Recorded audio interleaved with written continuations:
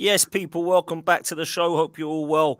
Hope you've enjoyed the football, man. It's been crazy fixtures. I can't work out what day it is. I've no idea if this weekend is actually for real or what, because this football game's, oh my God, literally, it is mad.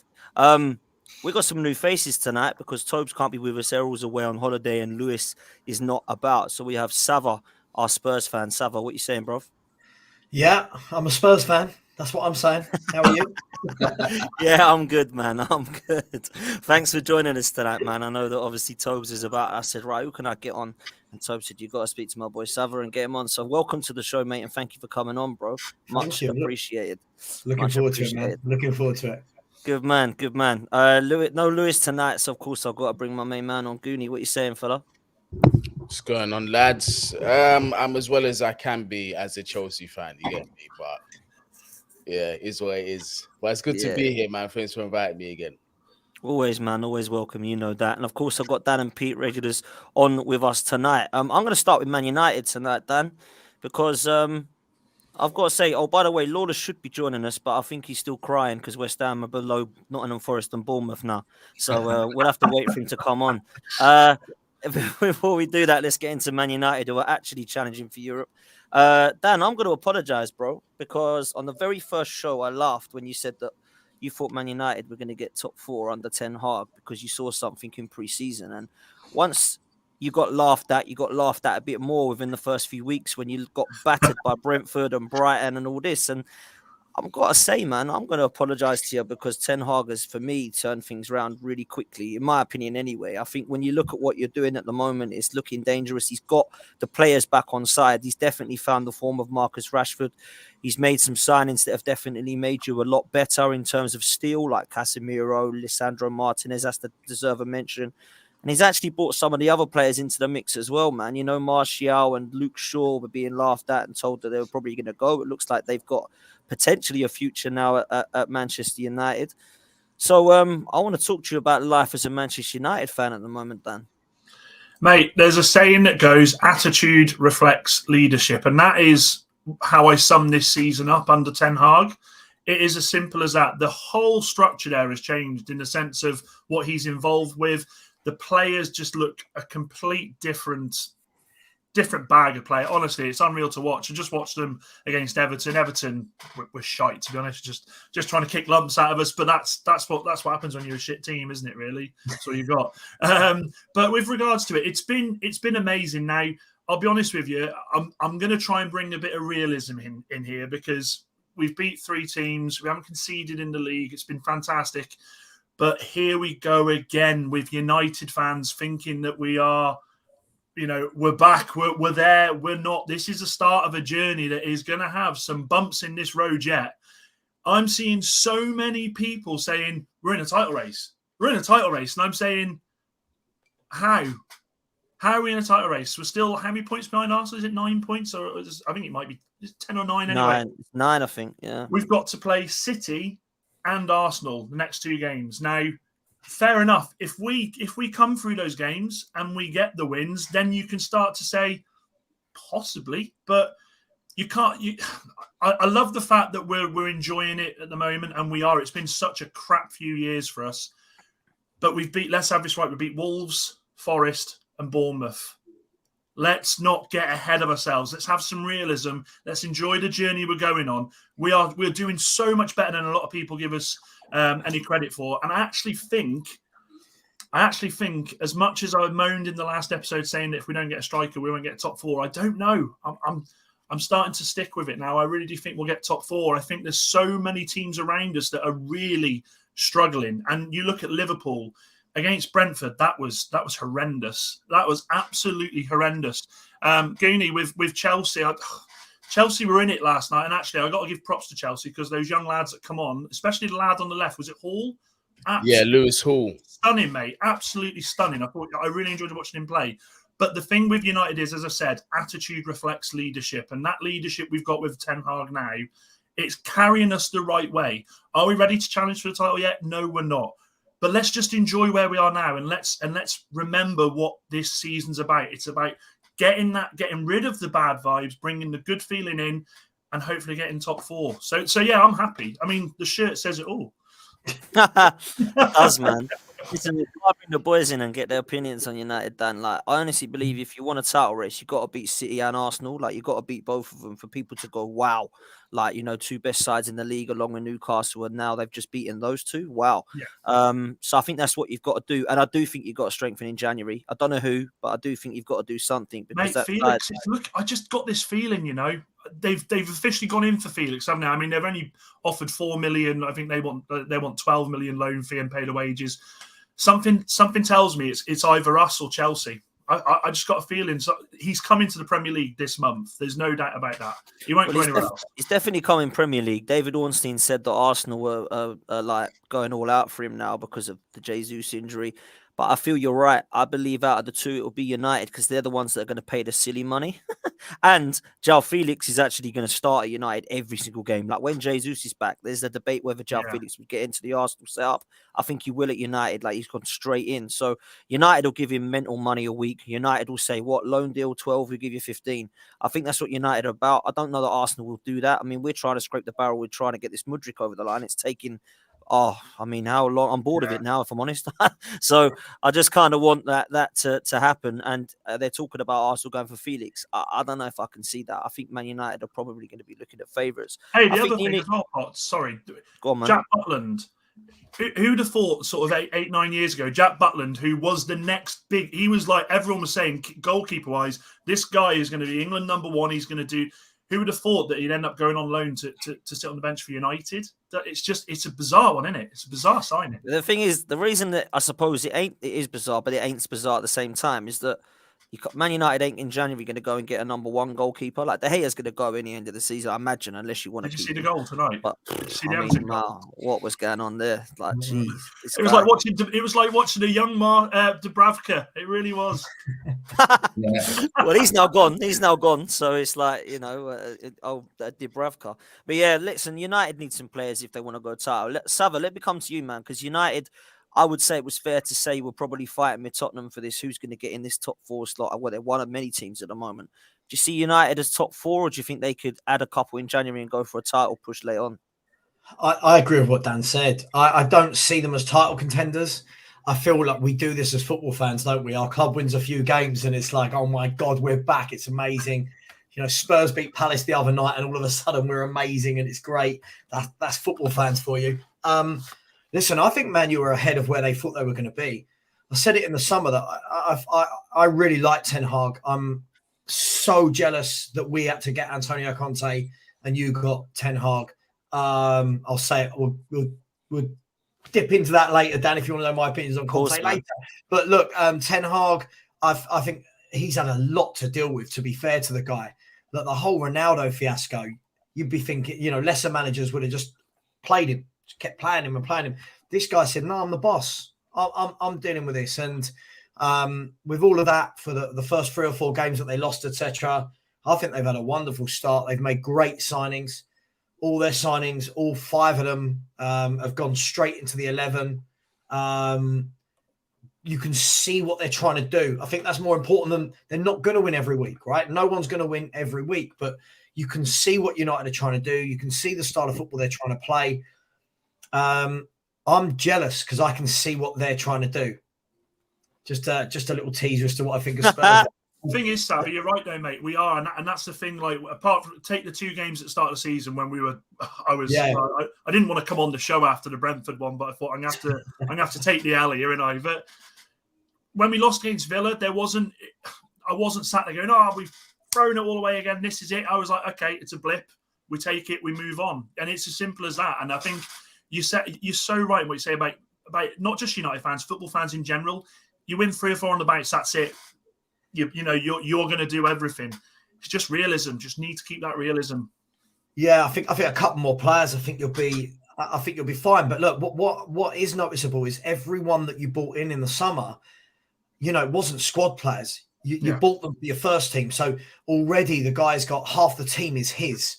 And I think give him a 2, 3, 4 more windows, and if you keep doing that, if you keep chipping away, certain players come out, his own players come in. I think you've got a bright future, and I think this is the best I've seen you guys for many a year. Really, if I'm honest, I think this is. And lots of Spurs fans are worried because we had you guys, and don't worry, It's too early for them. It's too early under Ten Hag, and now all of a sudden, it's too early for them under Eddie Howe, and it's like, oh god, this is bad, isn't it? So yeah, I think you'll get top 4. I think you'll be just fine, mate. I think you will. And it feels like there's a bit of a vibe going at your club again. The thing is as well with that is you look, we play Arsenal, we play City next 2 games. We don't play them again for the rest of the season. Then that's them out the way. So that's first and second gone. So I mean, this is where I go. You know, fixtures towards the end of the season look like they could be a bit more favourable for United. I would much rather get City and Arsenal out of the way now. I really would. So yeah, no, I completely agree with you, mate. Completely agree. Yeah, man, it's going to be interesting. This top 4 is mad. Like, it's just, it changes every week, doesn't it? Who's going to get top 4? Who's going to do this? Who's going to do that? Goonie, your thoughts on United, bro? Because Chelsea and United at one stage was looking like who's going to finish above who. But Man United have just, at the moment, hit some form. And unfortunately for Chelsea, which we'll come on to in a bit, it ain't the same case. But what do you make of United this season, bro?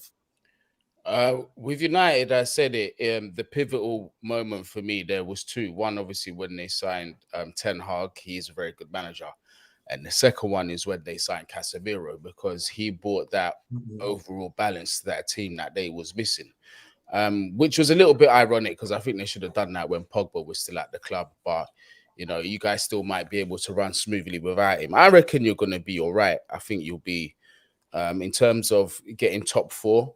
Looking at the quality that's around you, it's only really Manchester City and Arsenal that look nailed on. Everybody else outside of that, it's all up in the air, really.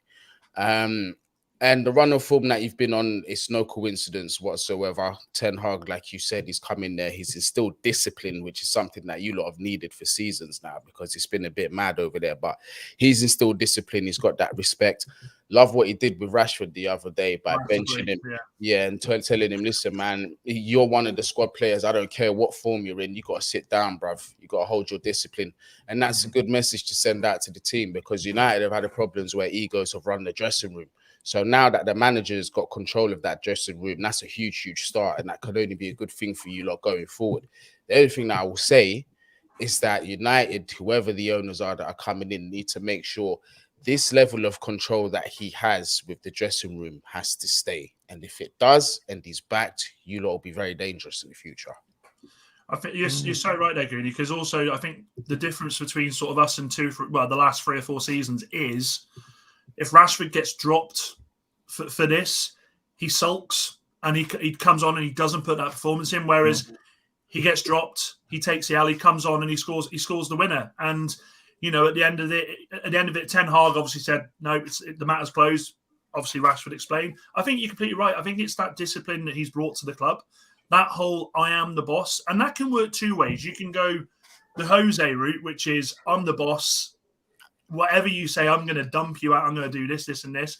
Or you can go this way, which is lead by example. And he does everything. Ten Hag has not made a mistake yet at United. I don't think he's made a glaring one. I think everything he's done is he's led by example. And that's what you want in your manager, isn't it? And I think the reason why it's worked so well with him as well is that these guys have seen the brand of football that he's able to produce over at Ajax, and they've clearly bought into it. Because look, it's quite right, like you said. If it was another manager, Rashford might have kicked off over something. I'm just throwing out names here. Or Maguire, whoever would have kicked off about something, but they all just seem to be in line with what he wants. So that's good. That's something you want to see. Yeah, man. Ten Hag, big respect for me. I think what he's done has been superb, and I think that they are whether you're a fan of what Arsenal have done with Arteta or not, and I know that there's people that think he's done a wonderful job. There's some that think his jury's still out. There's some that think he ain't done a great job. I think that Manchester United are going down that route a little bit with giving somebody a long-term project, and I don't see that with bumps in the road, Ten Hag this season, next season, maybe even the season after, being too under much pressure if Manchester United were to kind of just scrape into top 4 and not be challenging for titles even in a couple of seasons' time. Because I think for me, they're looking at this long term, and it was such a mess. And Arsenal was such a mess when Emery took over, let alone Arteta took over. So, yeah, I think Manchester United would be just fine. Pete, just lastly, your thoughts on that, man. If you were Manchester United, I keep saying Arsenal, if you was Manchester United in charge of transfers, what would you be looking at for Man United this window, bruv? 5 million for Dubravka. No, the talk is we brought him back to look to potentially sell him on as part of the deal elsewhere. So Did us look, a favour, mate. We're skint. yeah, yeah, there you go. And look, he's Pope's not gonna release that number one spot for him, and he knows that, which is why he left in the first place. But look, regardless of that, look, you need a frontline striker. I actually think you need two. Martial is good in patches, but is he one to take you forward at this stage? I personally don't think so. In terms of strength, I think you probably need maybe another right back in there. Wan-Bissaka's come in and done a decent job recently, but even his future's in question. And then we've talked about it before. Goalkeeper position is a massive question mark. David De Gea comes out and puts some great performances in and makes some great saves one week, and then the next week, like tonight, for example, he makes a howler. It's like you never get any consistency out of him. Like 1 minute you're thinking, you know what? Yeah, he's got another couple of years in him, and then the next week you're thinking he needs to go now. And it's like keeper in the world, mate. Yeah, and 75 grand a week. But this is it. You need a new goalkeeper, but are you going to be able to get him out the door? That's the problem, because let's face it, he wanted to go to Real Madrid a number of years ago. He stayed with you guys. Is he really going to want to leave now? Because I'll be honest with you, if he leaves now, the only way is down, and I think he knows it. So this is the death. It's a weird situation to be in, because he did want to go to Madrid, but now the talk is he is like saying to United, I will take a pay cut. I want to stay at this club. And it's just kind of like, I completely agree. There are moments you watch De Gea, like the save against Wolves was just absolutely stunning at the end there, and you think, oh my God, this is the De Gea we love. And then tonight I was sat there and my wife looked at me and I said, I'm not even angry. It happens. You just expect it. You'll go sort of 7-8 games will be amazing, then something like that will happen. So it is what it is. It is what it is. Until the end of the season, it all depends on who he wants to bring in as well, because this is the other question: who do United bring in as a goalkeeper? Is Henderson still? Is he yours still? Yeah, he's on loan. So yeah. Is that the plan? Do you think to see this season out with him, and then is Henderson finally going to get a chance? Possibly. I mean, there was murmuring in pre-season that Ten Hag and Henderson didn't go off to the best start, because Ten Hag come in and he said, look, I want to go. If I'm not being number one, I want to go. I'm not staying. I'm not fighting. There's no point. I'm going. So I don't know if that's something that will carry on into the new season. Maybe Ten Hag might think, right, okay, bring him back and give him a chance. I'm not sure. I'm really not sure on that one. If I was United, I'd want you to just stick money in for Emi Martinez, man. I'd just go and get him from Villa. He's Premier League proven. He's been wicked he's just won the World Cup. He's got great with his feet, good distribution, fantastic command of his area. I think he'd be great for United. I thought Chelsea and United both needed a new goalkeeper. I think Chelsea are juggling with which one's better at the moment. Obviously, Mendy's got some problems, and Kepa, to be fair, it hasn't been last night was shocking, but we'll come on to that in a minute with that goal. But Dan, I think Emi Martinez would be a good shout. I don't know how much he'd be. I mean, Villa will probably want like 40 million or something crazy, or 50 million or something. Would they know, Potts? Because I don't know. He doesn't want him, does he? It looks like Emery has basically drawn the line and said, I don't want him, because he's already publicly come out and lambasted his antics at the World Cup. That might be the answer in January then. Yeah, possibly. Do you know what I mean? That's what I'll be looking for. But anyway, listen, I think Man United would be absolutely fine. We're gonna move. We're gonna move to last night before me and Pete get at it. Goonie, I want to come to you, man. Am I harsh? Did Kepa need to do better there, bro? Like, I'm looking at that thinking, I don't quite know what he's doing, man, for the goal. Yeah, absolutely. Kepa, for me, is the one who should hold the majority of the blame, because he should have come out and claimed that easy. Everyone with two eyes can see that. And I feel like Cucurella is catching some shrapnel, because, look, I try to look at it from the player's shoes. If I'm Cucurella and I'm seeing what I'm seeing, yeah, I'm expecting Kepa to come out and deal with that. So the fact that he didn't get in front of his man, yeah, it's criminal, but this is the one exception where it's a little understandable, because 100% Kepa should have come out and claimed that. But this is why I don't trust him. And I've said, Chelsea fans, sometimes we get ahead of ourselves. We see a string of good performances and we think, oh, this is, he's back. He can do something. Nah, because I've seen these periods of good form with Kepa. I've seen big games like this where we play and we bust the gut to at least keep it at 0-0 or perhaps try and steal something. One fault or of concentration comes from our goalkeeper. We concede. Mate, the one thing I'll say, and I'll come on to Arsenal Newcastle in a minute, but we needed to bring on some firepower. We didn't have it. When Man City can bring on Grealish and Mahrez, it's just like, really? Like, that's not what you want to see. And when The Chelsea, and injuries I'll didn't help, be did they? honest, yeah, I'll be honest with you, Goonie, right? When I see Sterling come off, when I see Pulisic come off, I thought, you're kidding me. Because obviously I was rooting for Chelsea last night.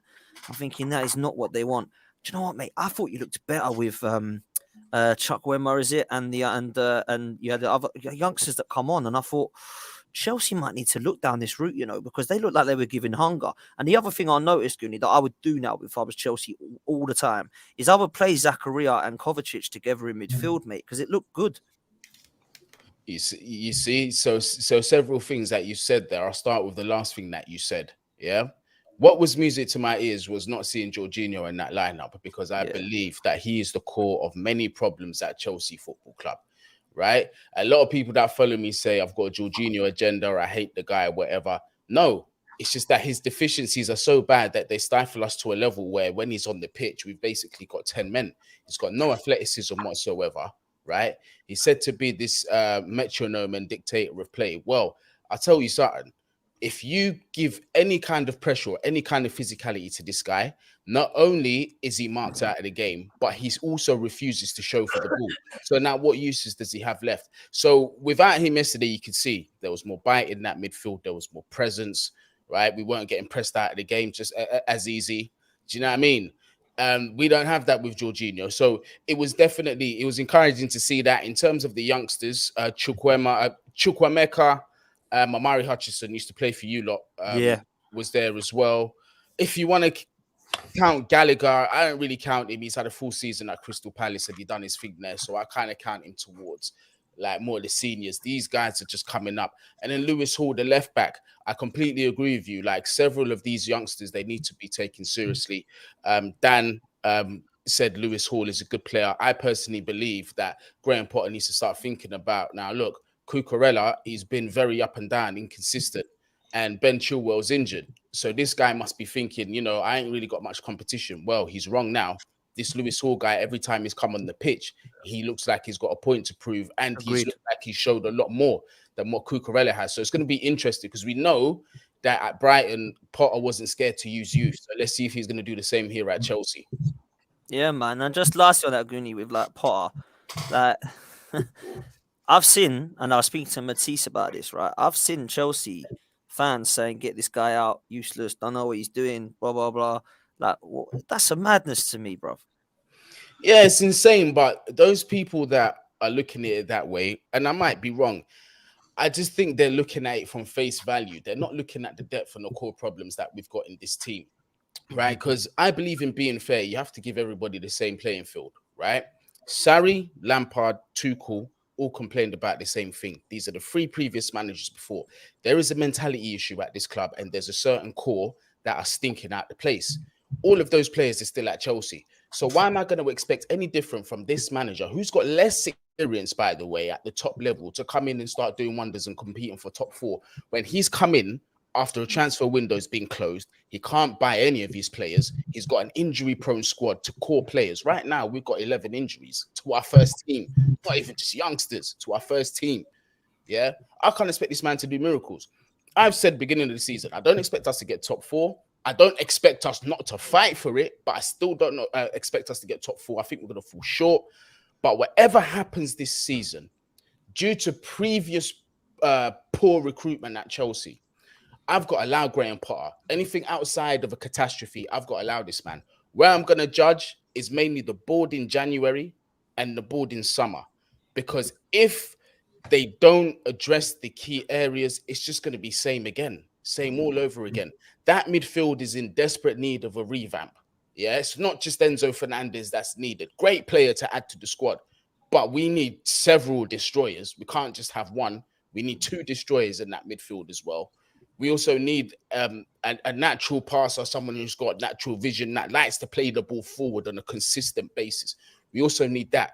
We need a backup right back as well, because Reece James is continually injured. It shouldn't even be backup. It should be a first team right back, in my opinion. Yeah. See what I mean? Then we've got the issue with the forwards. There's so much that needs to be addressed. So to hold a manager that's coming, that's never managed at the elite standard, who's still trying to work things out. First time he ever went to a Champions League game, for goodness sake, was when he joined Chelsea.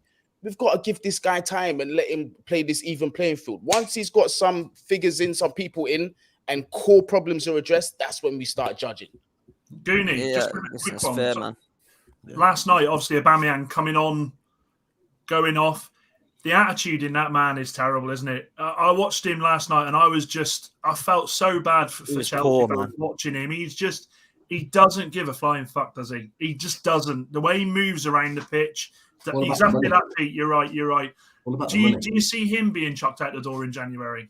Yeah, I see him as disposable, man, because look, at the end of the day, when we signed him, we didn't really cave to his demands because he wanted way more than what we offered him. So that's a good thing. Also, it's a short-term contract as well. But where I will defend Aubameyang a little bit was I saw him making some excellent runs yesterday. There was one in particular where he bent his run and he was literally had this space. He had the green pastures ahead of him. Kai Havertz doesn't pick up his head. He never, before he receives the ball, he never looks around to see what's around him. He's not aware. The guy passed the ball backwards. And it's happened several times. If you're not going to reward your strikers with runs, they get pissed off. I don't know how many of you lot have played, football here on a regular basis. If you lot play up front, you're making lung-busting runs, you're making smart movement, and you're just not being rewarded, right? You're going to get annoyed eventually. It's going to be like, do you know what? If forget this, if they're not rewarding me, it's annoying, it's frustrating. So maybe part of it is to do with that. I don't know. But overall, definitely there's an attitude problem with Aubameyang. I washed my hands of him when he messaged troops after we held a spanking against Arsenal. That's when I washed my hands of him.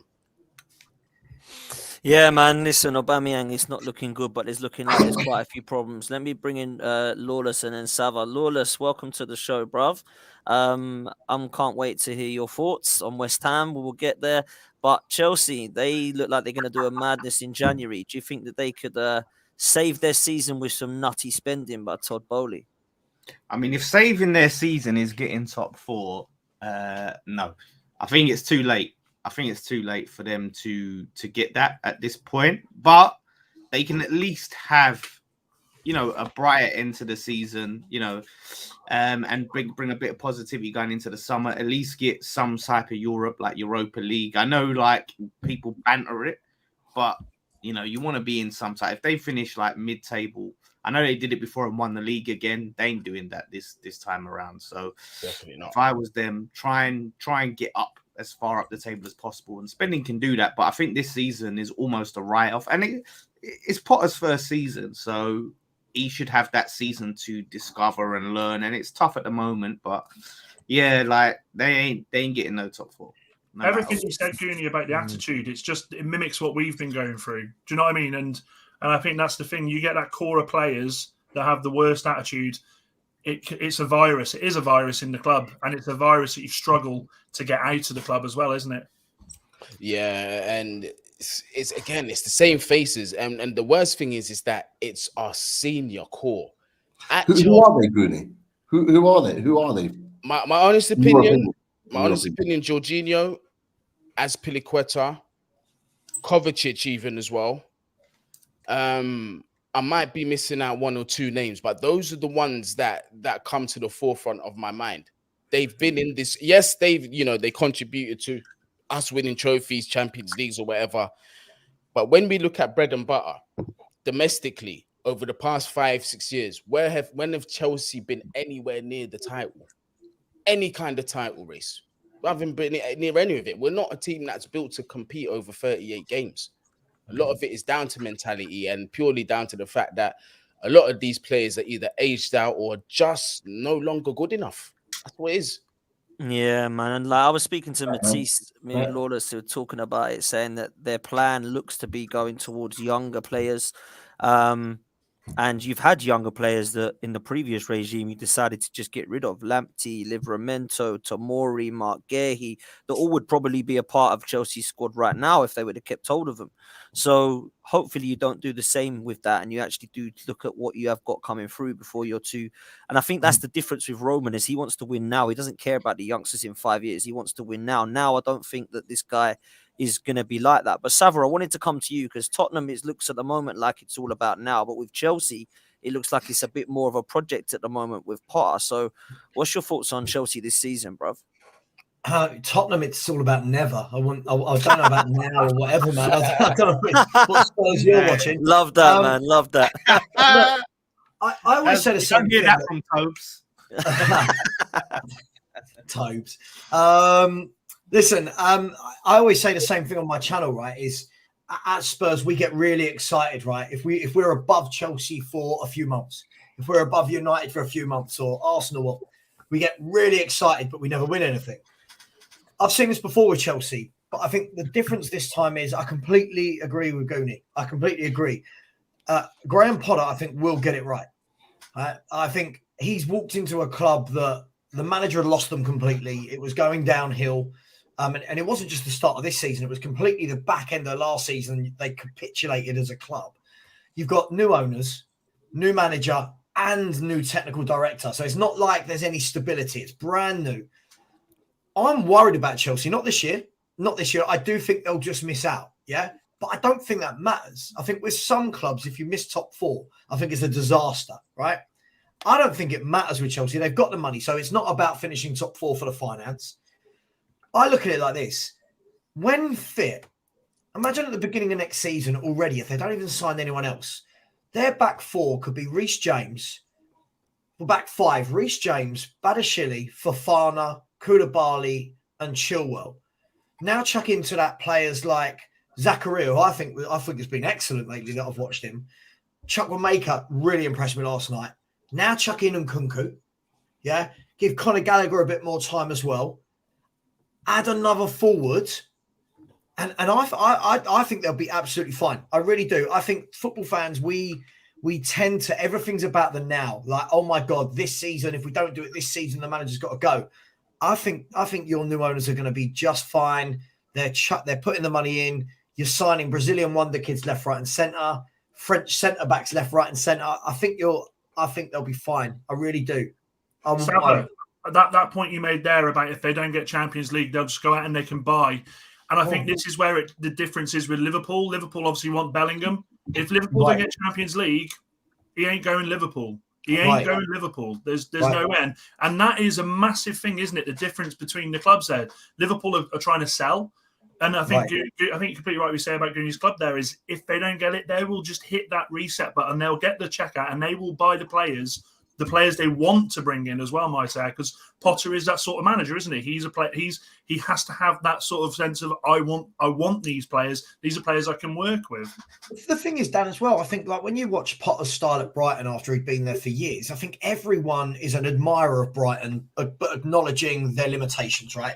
Yeah. So I think Brighton play wonderful football, but they've got no real forwards, right? If they had Kane, Son, and Kulusevski, for example, I'm talking about a Champions League team, but they haven't, and that's the levels.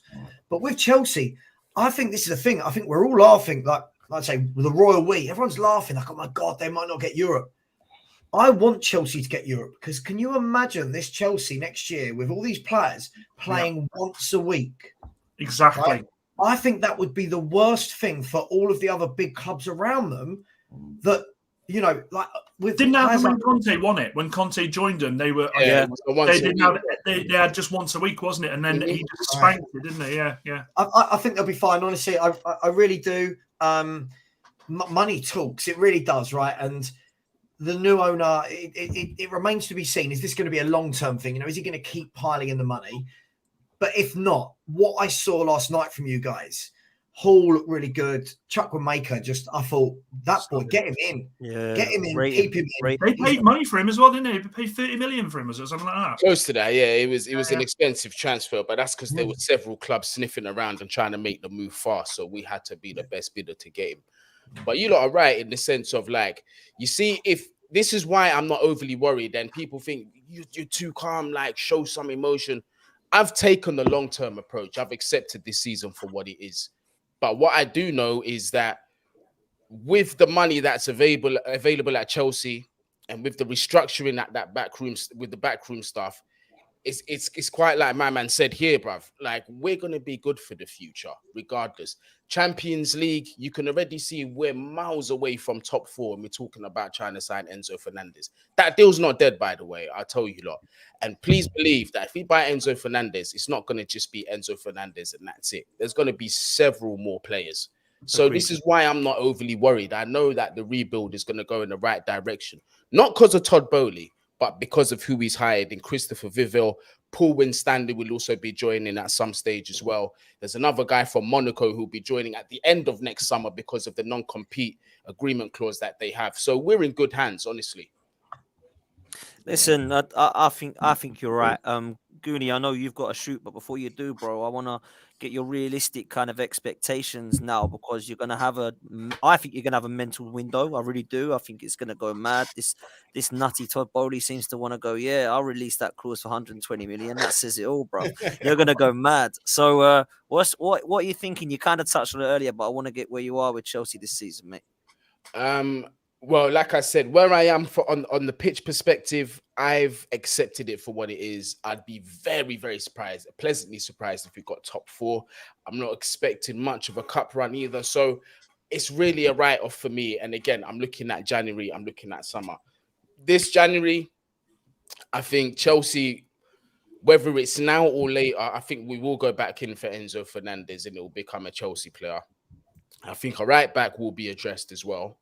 We've addressed another centre back, which is something that we needed actually. Several people saying that good signing as well. Yeah. Very good signing. And I also believe, because currently we're talking to Gladbach about Marcus Thuram, but I don't believe it's for him. I think the talks are more for Manu Kone, because our new director who's come in, he's a massive admirer, and we need that profile of midfielder in our team.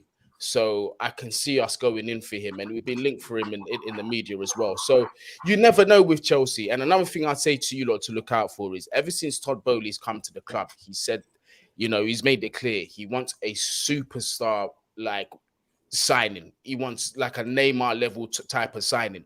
I don't know if it's going to happen this season or this summer, but I can see something like that being planned for the future, 100%.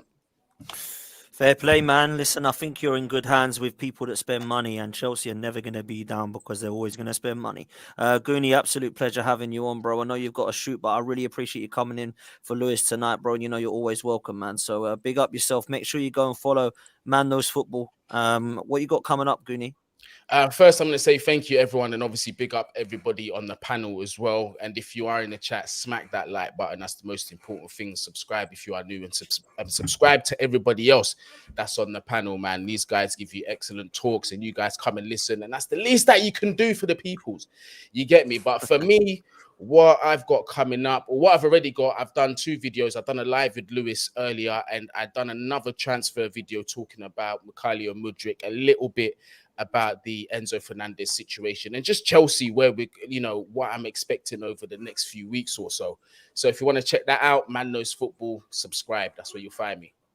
Absolutely, man. Listen, we'll let you get out of here. You take care, brother, and we'll speak to you soon, Goonie. All right? You too. Take care, Thanks man. again, people. Bless up, man. Nice one. Right, Pete, let's get at it, man. I'm going to bring these super chats in because Mark Taylor has been all over it. Big up, Mark. Dan, when will you be doing the memberships? You're a straight talker, good or bad, and we would like to support you. Big up, Mark. Thank you so much, man. And it will definitely happen. Mark's also said, Pete, did you enjoy your anti-football? And he's also come in with Lawless as well and said Lawless never hides, unlike Newcastle after Dan, this is wrong tonight, mate. Minutes. This is wrong. Why have we got 2 Newcastle fans on the show? Why? This isn't fair. Hey, we got 3. You got me, apparently, who is, Lawless, who is, Pete, who is. Man, what's going on? What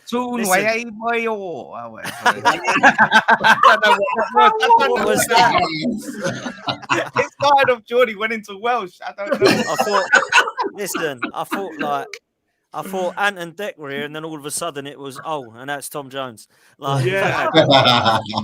Unbelievable. Listen. You know what? I've got to say this, right? I told you. I told you this Arsenal Newcastle loving was going to end. Yeah. You know what I mean? Listen, these Forest fans, they can stay there. They're getting too hyped. Yes, Thor. Love it, Thor. Absolutely. Highlight of their season is being above us. They're so hyped, and Dor there, he can't believe it. His dreams have come true. But Pete, I tried to warn you, this Newcastle Arsenal loving was going to end. And now how are you feeling? You're seeing all the things they're saying about your club, yeah? How are you feeling about Arsenal now? Look, honestly, Dan, like, I don't care. Like, to be fair, me and Potsy spoke separately, and like Potsy made some really good, valid points, but obviously he's showing his respect as well. I saw his instant reaction. Some people didn't like his instant reaction. I thought it was fair and balanced to a point. But people don't like that. But honestly, the amount of Arsenal fans that are still crying about that result on Tuesday is crazy. Like, they still got a point. They're still like 8 points clear at the top of the league. And I cannot believe that they're going on the way that they're going on. Look, we talked, Potsy, we talked about what type of game you thought it was. You wanted it football, end to end, all action. Look, it's not going to always happen. I expected it. I didn't want it. You expected I thought you'd it. Come at us. It's not always going to happen like that. And I agreed. And I'll tell you why. I'm not surprised that we played a different style of football. And it's mostly in respect to Arsenal, because we had to. You guys, Arteta said it right from the beginning of the game. You guys were going to come for Newcastle. And you know what? You did. The first 10 minutes, you were at us. You were at us and you started like a house on fire. And you know what? Fair play. You look really, really good. You had a clear tactic. Your main tactic was to isolate Dan Burn, and you had Saka out wide, and you had Odegaard that went in, and you tried to isolate him by doubling up on him. And it worked. You got in 2 times around the back, had some early chances, you dominated possession. But here's the difference. And I don't know whether you're going to agree with this, Dan, or anybody else in the back, in the chat, whether you're going to agree with this if you support Arsenal, is that the big difference is that Arsenal didn't have a plan B, and we did. And that's the key. Arsenal kept playing their same football. It's lovely football. I love it. It's great, entertaining football. You play that total football, and that's what Arsenal's DNA has always been, ever since I've been watching Arsenal. The point is that Arteta didn't have a plan B. And I think that's why Arteta was so frustrated. And that's why a lot of fans are frustrated, because actually, once we'd figured out how to stop you playing, so what we did, we put Willock toe-to-toe with Saka, so you couldn't get in and behind Dan Burn. Dan Burn held his position. That then locked off Odegaard because Joe Linton sat on Odegaard. At that point, Saka wasn't in the game. He didn't do anything for the whole of the rest of that game. Neither did Martinelli, that's another topic. I was very, very surprised at how quiet he was. And we locked off the game. Arsenal had nothing else. You had a lot of possession up until the 18-yard box, but you couldn't break us down. Why? Because our defense is fucking class. It is class. And I've been saying it for a long time. Our defense is the best in the league because it is the most organized. Some Arsenal fans have been saying we sat on our 18-yard box and we were negative defensive football. We weren't. I know that for sure because I've lived under negative football. Steve Bruce, Rafa Benitez. I've watched Newcastle sit on their 18-yard box for 90 minutes. We did not. We attacked you. We pressed you. Miguel Almiron, Willock, Wilson, we were still pushing you back on the pitch. We still created chances. We might have not been total football like Arsenal fans expected, but we are not going to always play to everyone else's tune. Hey. We've been there so many times and gone, you know what? Let's go at this team, and ended up getting smashed 4-0. We've got a manager that's more tactically astute that's going, hold on, we can go for this team, but why should we? You know, we will take a point at Arsenal, because it keeps us unbeaten. It keeps our rise up the league. We've only lost 1 game. It's a great point for us, and we're buzzing about it. If Arsenal do that if we're able to do that against Man City, right, and the game went exactly the same way, but played like Newcastle, and they got a point at City, at the Etihad, they would be loving it. Exactly. And this is the point. But to add to that, one other thing, to add to that, is that, and look, Dan, you're going to have your opinion on this, and it might be very, very different. You had one chance in the whole game. One chance. Good save from Nick Pope. It wasn't a great save. It was a good save. Great little move from Nketiah to cut inside. You had one chance in the whole game. So it's not like we got absolutely peppered and we should have lost it 4-5-0. You had one chance in the whole game. Like, do you know what this was, though, Pete? Under any pressure. Pete, this is, and we spoke about this at the start of the season when about Eddie Howe. This was so much like a Diego Simeone performance, and this is where we go back to when Howe was out of work. He went to 3 clubs, didn't he? He went to Atletico Madrid, he went to Juventus, and I think he went to City. Was it City? No, he went to Liverpool. Liverpool. Sarri and Simeone.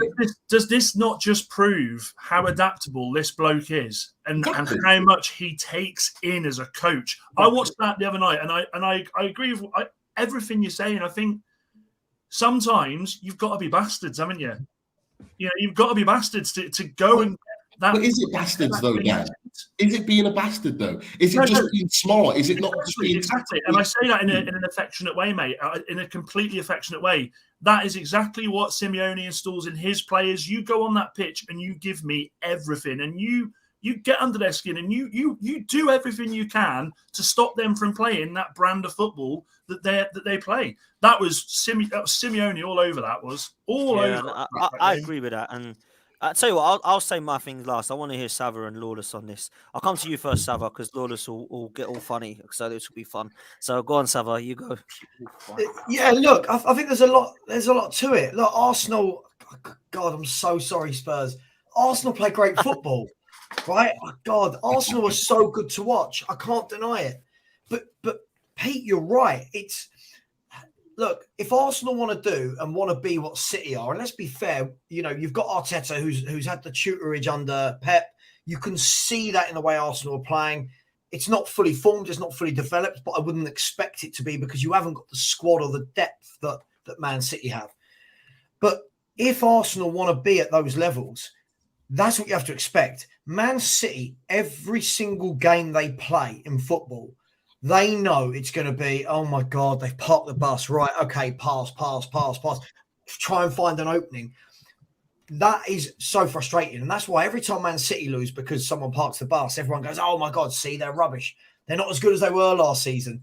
Arsenal found that out the other night. You came up against a very well-drilled team.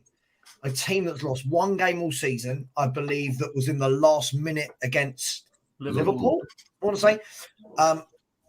Listen, that's down to Arteta then to, right, what do I do? How do I mix it up?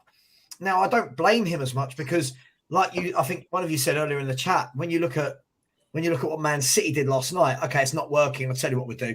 We'll bring on, let's take off Foden. Let's take off Foden and whoever else they took off and bring on Grealish and Mahrez. Right? Arsenal aren't there yet. And that's what I think Arsenal need to get towards. So for me, I've said it all year, nothing about being a Spurs fan. I don't think Arsenal will win the league this year. And that's not me being anti-Arsenal. I just think that there's not enough there over the course of a season. And again, I'll say, as I said earlier, football fans, we talk in the like 5-game periods. City are used to doing it over a season. City are capable of doing a 15, 20-game run. But Newcastle, just take nothing away from Newcastle. I think you've been absolutely excellent. I think Eddie Howe, for me, has been the best manager in this league since the day he took over of Newcastle United for where you were, for what he's done. It's not just that he's added some players. He's added some really good players, but it's what he's done with existing players as well that shows me he's a very good coach, unlike Conte. Sorry, what? I'll come back to that. Sorry, I shouldn't say that. But look, I'll round it off by saying this. I thought it was... if I was an Arsenal fan, I'd be well frustrated, right? Because Newcastle set out to stifle. If I'm Newcastle, I've gone away from home to a team who were top of the table and they didn't really look like scoring. So, job done. If Newcastle finished top 4, no one thought that. I didn't see anyone saying that at the beginning of the season. So, fair play to Newcastle. Arsenal have got it all to do, and I'm sure their next game will tell us more about them than that one. Who's winning a scrap between Eddie Howe and Arteta? By the way, who's winning that scrap? There wasn't, for me, there wasn't really a scrap. If you watch it back, and look, this is another point, because I thought Arteta was embarrassing in the way in which he behaved. I mean, I think the FA have already fined Arsenal for their players in their reaction. For me, 100% rightly so, because I think it was. Yeah, I don't know why our players have been. I think Arteta was going mad, but like I think it was because how they treated the referee when they thought it was a penalty in the last minute. The way they hounded the referee. But have you not seen that every game this season, though, Pete? You're I've seen absolutely that right. a lot this season. You're absolutely right, and I think maybe Arsenal have been used as the example because of how players are treating referees. Because I don't agree with it. In the game, I'll use another example. When we were annoyed about a decision, you had Trippier moving everyone away, and he went 1-to-1 with the referee and had the conversation. I expected that from Arsenal. Now, for me, Arteta, I thought was embarrassing. The way he was going on and the way he was like waving his arms around and trying to influence the fourth referee, like I just thought it was poor. And Pete, can I ask you though? And I'll just end on this. Eddie Howe wasn't in a spat with him. He was literally saying, if you watch it back, you can read his words. He said, Mikel, like the VAR are looking at it, just calm down. And then he starts throwing slangs at Eddie Howe, and Eddie Howe's like, Mikel, what? So you're right there, Pete, because I watched it live and I went, wow, this is another Arteta Klopp moment. I was like, this is another Arteta Klopp. This is Arteta Howe. And I watched it back, and then Eddie Howe, because I watched both of the press conferences, and Eddie Howe said, I've got no problem with Mikel. He's a top coach, top bloke. I get on well with him. I watched it again, and he was actually going mad at the fourth official, not Eddie Howe. Eddie Howe was going calm, and he was going mad, going mental to everyone. Then so you're bang on there. To Arteta. Arteta said something to Howe. He started throwing slangs at him, and at that point, Eddie Howe's going, Isn't this an experience? There was what no you were reason. saying, Pete, isn't this an experience thing both on and off the pitch? If you look at the two people you're talking about Trippier, who's a vastly experienced international player, played for big clubs. Yeah, it's saying, right, everyone calm down, go away, I'll sort this out. Versus an Odegaard who, for as quality as he's been, he's still young. Even on the touchline, Arteta's been a manager for 3 years. Eddie Howe's been a manager for a number of years, and I think a lot of it comes with experience, right? But listen, I get it. Arteta, the problem Arteta's got for me is where Arsenal have done so well, no one expected them to do this. The moment Arsenal start losing ground, it's going to be that, they bottled it and Arteta's crap and blah, blah, blah. So I get it, he's under huge pressure, but his antics are quite funny to watch. I will give it that. He is funny. He's always like halfway down the fucking pitch. When you watch it, stay in your fucking technical area, you prick. Remember he done it. Can I just say, picked up the ball, the mug. Can I just say, and this is coming from me, who had doubts about it, the guy. This is not the only manager to do this. So let's just not go on him. 100%. Like, I've seen this from Klopp for like 6 years. Klopp is the worst. I hate how much Klopp gets away with, and everyone goes, let's put it as a meme. It's hilarious. It's brilliant. It's just Klopp. But he smiles a lot, Dan. He smiles a lot. He smiles a lot. It's a lot of stick. Like I've seen a lot of apart from Liverpool fans love it. I've seen lots of us say embarrassing comments and how he gets angry at just recently, Dan. But the thing is, only just recently I started. Well, I know for years I've been calling him out. But the thing is, with Klopp, at least Klopp has the pedigree. He has a pedigree behind him. Arteta hasn't achieved anything. He won the FA Cup, but there's fucking managers out there that have won that no one would touch with a 10-foot. So don't complain about Moyes not being animated enough, then, and then come on and start saying, Arteta's gone over the top. I'm not saying about animated, but don't be a clown on the touchline. Like the thing is with Arteta, and Arsenal fans won't like this, he's so unlikable, and he's always been unlikable. He's just one of those blokes that, as a manager, I think that's harsh. Can't vibe with. And I've said this about Moyes. I like him. I think he's all right. Oh, shut up, Dan, with your fucking shirt, mate. Yeah. Here we go. Sorry, mate. Are you still doing security at the local nightclub, or are you trying to look like contradict me? Yeah. Lawless. You look like a floating head. The one thing I'll say, Lawless. The one thing I'll say to Lawless is that Lawless might be right because look, in previous Race for Europe shows. Oh, Pete, I thought you were talking about the shirt. Then I was going to go mental. No. I was going to say no. You wouldn't be getting into my nightclub with that shirt, Dan. What I was going to say now is, Lawless, is that you might be right because in previous Race for Europe shows, there's been loads of positivity in the chat with regards to Newcastle. Oh, Newcastle doing great. Oh, what a great season! How doing a great job. But all these Arsenal fans that are giving positivity are now going, oh, we don't like Newcastle anymore. It's all starting to change. Why? Because we've unsettled them. Now, look, they're all saying, oh, they're not going to get top four, blah, blah, blah, blah. We never expected to get top four. We're in top four at the moment. We're just loving the ride. We're 1 year into our project. We've got many a year ahead for us to grow. They don't like so look, if we don't get top four, then we finish 5th or 6th or 7th, and we still finish in Europe. That's great for us because then what we can do is attract more players to the club and grow and build like your future's bright, man. Like Man United are doing. They're growing and building. They've got a great manager. You're growing and building. You're going to get better. You know, Chelsea, I do believe Gunny was absolutely spot on to that. Really, really great points about Chelsea. Really, really good guy. And they should stick with Graham Potter because they, like Arteta and Arsenal, will grow and build a team over time. We're doing the same. We're only 1 year into our process. You know, I'd like to say something about Conte and Tottenham growing and building, but I'll probably hold that for a sec and I'll let you have your talk. But look, I'm just winding up myself here so I can go in a minute. Don't worry. All I'll say is that Arsenal fans in there, you're not going to get Newcastle fans with Mark Taylor and the anti-football stuff. We don't care. We had anti-football playing under Steve Bruce and Rafa Benitez sitting on the 18-yard box against every team in the Premier League, right?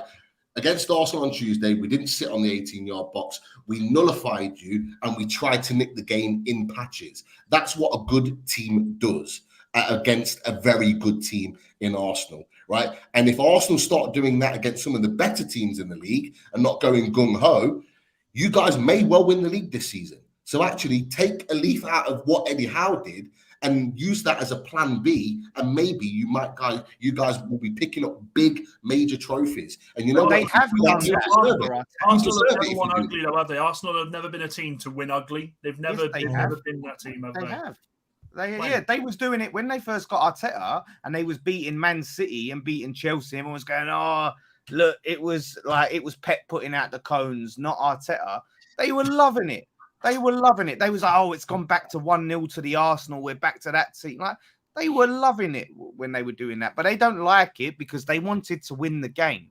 And they wanted you to make it easy for them to win the game, and they didn't win the game. Because we have every year for the last 20 years rolled over for Arsenal, and we're not doing that anymore. We're not doing that anymore. We haven't done it this season. Why do people expect that from teams? Why do people expect if you're as good as you say you are, and you're good because you're at the top of the league? Why do you expect teams to come to your ground and just go, right, let's open up. Everyone, get down the other end of the pitch. Let's attack. Like, you're mad. You're actually mad. Like, this is the thing with these Arsenal fans. They're just not right up there. Their mindset in football. It's just, what is wrong with you? Honestly, wake up. So let me come in. Come on, Potsy. There's a lot that Pete said that I agree with. A lot, actually. Let me tell you why I think the Arsenal fans were annoyed. I don't think they were even annoyed with the Newcastle approach. I think they were. Let's talk from an Arsenal perspective first, then I'll come into Newcastle, right? I thought that we played football for the first 10 minutes. Newcastle let us, and if we would have scored, I think it would have been opened up and it would have been mad. Newcastle would have had to come and score. That's what we wanted. That was the game plan. For me, after 10 minutes, Eddie Howe went, "Whoa, no, thank you. Don't fancy that. Let's come back to what we were going to do before. We ain't got no chance of playing them off the pitch because they're too good." And then it got to a stage where the referee, I looked at the 27th minute or 26th minute, and Trippier was time wasting, and I thought, "Oh, please don't play like this." I was like, I really thought that you were going to come at us and give us a go. But they weren't going to. That's fine. I've got nothing wrong with them doing that. I've got absolutely no problem with them believing they can't win us off the game. They're going to have to play dirty. And I think Dan's spot on. I think the Diego Simeone tactic started coming in. But what happened for me, take away Newcastle and Arsenal, The referee, who has never managed a game at the Emirates, by the way, because he hasn't been good enough, finally gets his chance and starts going, yellow card Newcastle, yellow card Newcastle, yellow card Arsenal, yellow card Arsenal. And I thought, oh, he's lost it completely here. What is happening here? Everyone's getting booked. Eddie, he didn't do anything. Yellow card. Erdegaard, yellow card. Joe Linton, yellow card. Wilson, yellow card. I'm thinking, what are they getting yellow cards for here? I don't actually know what's happening here. This is mad. The referee completely lost control. And unfortunately, that started to ruin the game. And then everyone started calling it a nasty fixture. I don't think it was up until the referee decided to call it a nasty fixture, in my opinion. Now, Eddie had a chance, then he should have scored. It was a good save from Nick Pope. Joe Linton had a sitter that he missed. He should have scored from the header. It could have been a 1-1. It could have been a 1-0. It could have been a 0-0. It turns out it's a 0-0. Arsenal's problem, when Pep Guardiola does plan A, he doesn't go plan B. He makes plan A better. And plan A better is, I'm going to bring on Mahrez and Grealish and Foden and all this. Arsenal brought on Tomiyasu. Arsenal brought on Tomiyasu for Ben White at 0-0 because we have no other strikers. Now, we had Vieira. We had Marquinhos. He didn't fancy him. He didn't fancy Vieira. Listen, 35 million. He doesn't fancy him. Listen, he doesn't fancy in your him. opinion, Dan, why is he? Because I even thought he was going to come on because it just felt like you needed a different personnel in the midfield or further up the pitch to give something different. Why did it not happen? It didn't happen because for whatever reason, no matter what Arteta looked at, he saw a drop-off on that bench. Erdegaard, is he better than Vieira? Yes, so I don't want to take him off. Even though I actually didn't think he was that great this game, if I'm honest with you. I thought that was down to Newcastle nullifying Saka and Martinelli. I don't think he wanted to take either of those off. Eddie would have been the only one he could have tried to take off, but then we've got no centre-forward. Tomiyasu, he came on. We could have done something with Zinchenko, I must say. I thought was quality. He could have taken him off, gone free at the back and tried something with Vieira.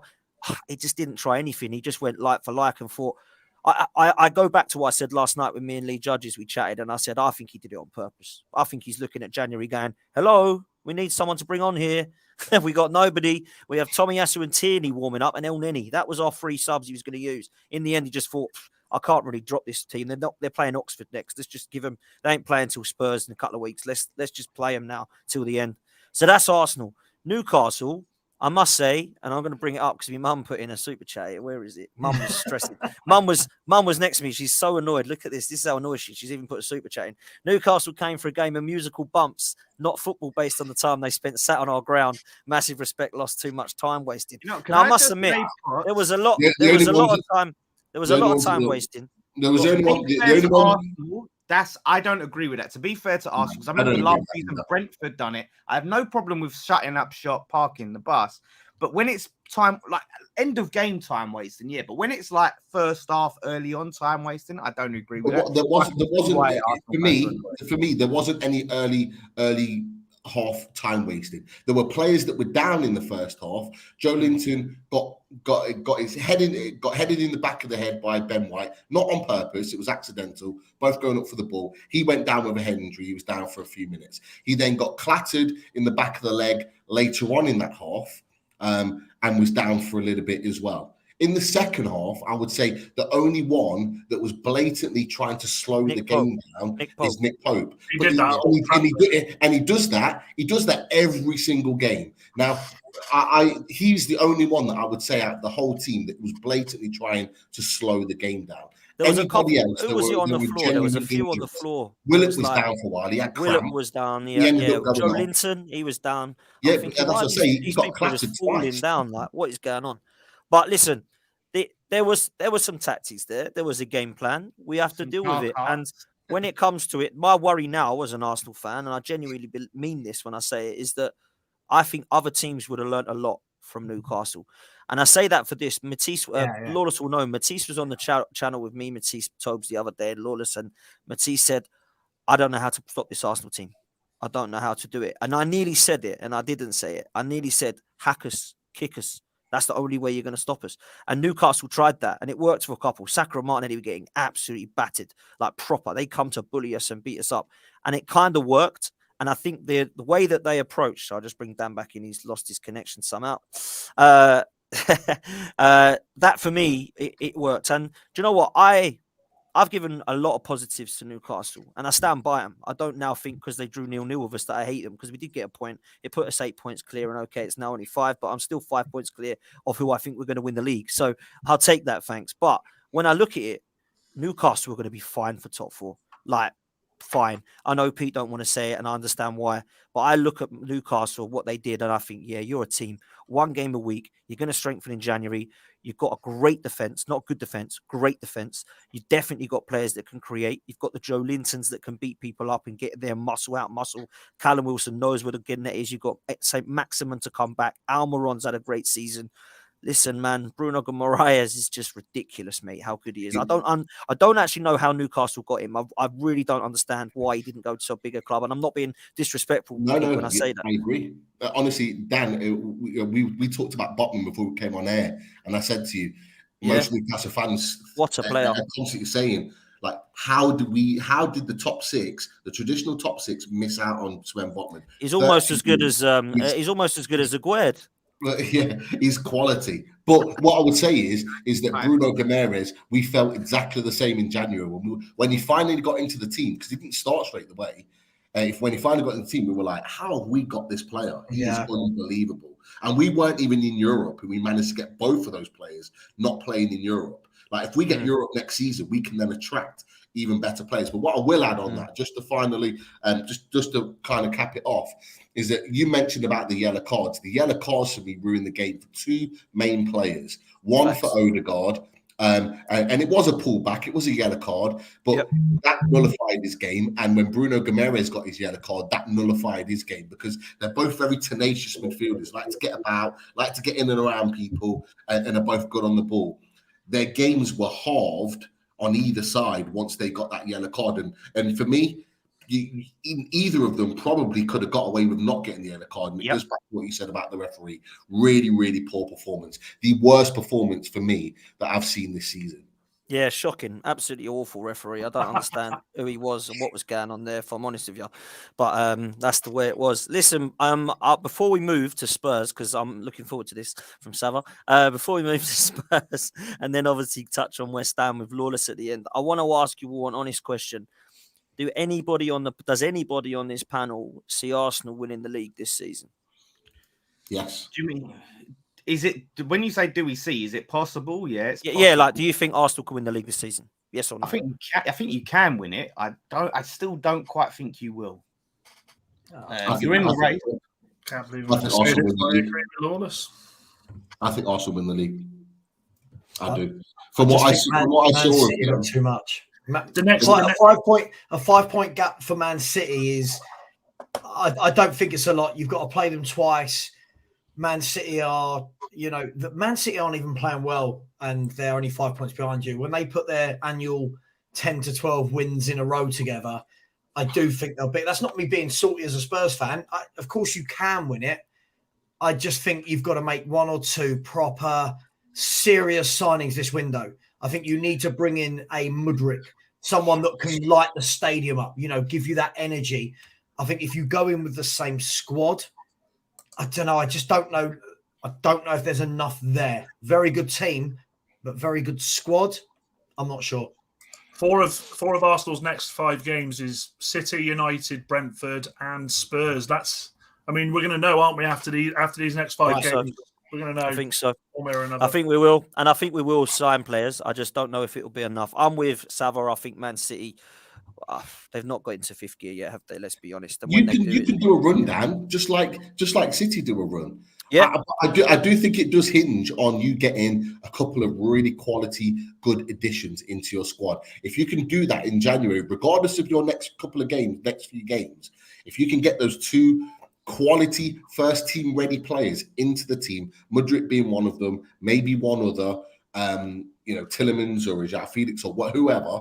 If you can get 1 or 2 in there in the attacking end of the pitch, I genuinely think you can go on another run where you do what Man City do in terms of, and what Liverpool did against Man City in previous years, where you can go toe to toe with them. You've got the gap, you've got the 5-point gap, so you hold the cards right now. And with that, Man City have proven this season that they can always drop points like they did against Brentford. They can drop points here and there. So who's to say that they're not going to drop points again Arsenal keep winning. Trying to get the Arsenal fans back on side, Pete. Shameless, Pete. No, I'm not. Well, Trying to get back on side. I honestly, Ignore him, Pete. Ignore him. I've watched the football that they played. Look, we nullified them, as Dan talked about. We nullified them and stopped them playing. But they're still a quality football team. They're still a quality football team, and they can do it because I think the thing is, they can do when you look at the gap, I'm saying they can. When you look at the gap, what I would say is it is two. It's 2 games when we talk about it. Do you know what I mean? Football can turn very quickly.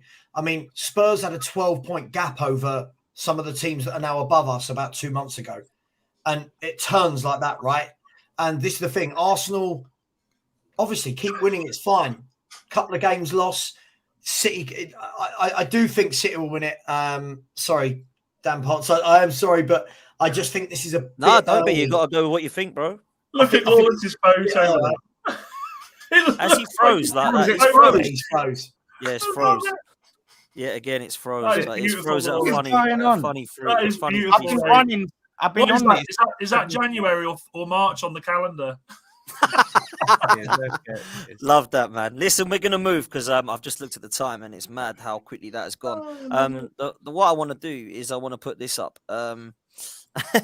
Now this is a good one for me because Lee Judges and I did a show and everybody was coming for us because Judges was basically saying Spurs are ungrateful. They need to appreciate what Levy's done. Enoch and Levy have not done a bad job. They've never had a stadium or a training ground like this. They've never been to a Champions League final. They've never had a title race in the Premier League until Daniel Levy. And to be fair, all of that is correct. But talk to me, Sava, about why you might find Levy frustrating. And I'm really interested in this Conte stuff, mate. So just the mic is yours, bruv. I don't find Daniel Levy frustrating. I despise him as an owner. I don't find him frustrating. I don't think he's done anything good for Tottenham Hotspur. I actually had a debate full on Henry Wright show last night with Lee. Great guy, by the way. I've never met him before. Great guy. It's like talking down the pub. I loved it. Look, there's 2 ways of looking at it, right? If you're looking from the outside in, people say this to me all the time. Oh, but the stadium. Listen, guys, I'm a football fan. I don't support infrastructure. I don't support the stadium. When I was growing up, I had posters of Gary Mabbott on my wall and Gascoigne and Lineker. I didn't have posters of a stadium, right? The training ground. So what? I don't live there. I don't go there ever. Why do I care how good the training ground is, right? The training ground is not producing a single good youth player. We're not bringing anyone through from the youth. Why do I care about the training ground, right? Let's break this down, right? They've been the longest serving Premier League owners by a distance. They've been there 22, coming up 23 years, guys. Okay. So we're talking nearly quarter of a century.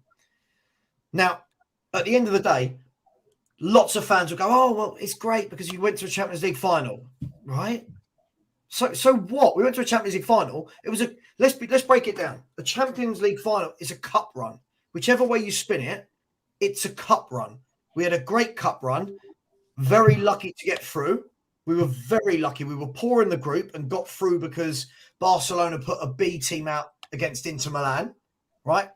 We were terrible against Ajax. We were terrible for 2 legs, and Lucas Moura got a freak hat trick, right? We got a lucky VAR decision with Man City. So I'm just trying to be real about this, right? This whole we got to a Champions League final is overshadowing everything else at the club, right? Sorry, I'm about to preach. I'm on a box and I'm going to Go on, stay on. Sava. Go on, son. Go on. Right. We've got a director of football that's about to be eating porridge in an Italian jail for financial regulations of about 44 different transfers, right? And the fact that he can't bring in a decent player unless they've played for one of his clubs that he's worked at. We've got a manager that let's be fair, Antonio Conte is a top manager if he's got money.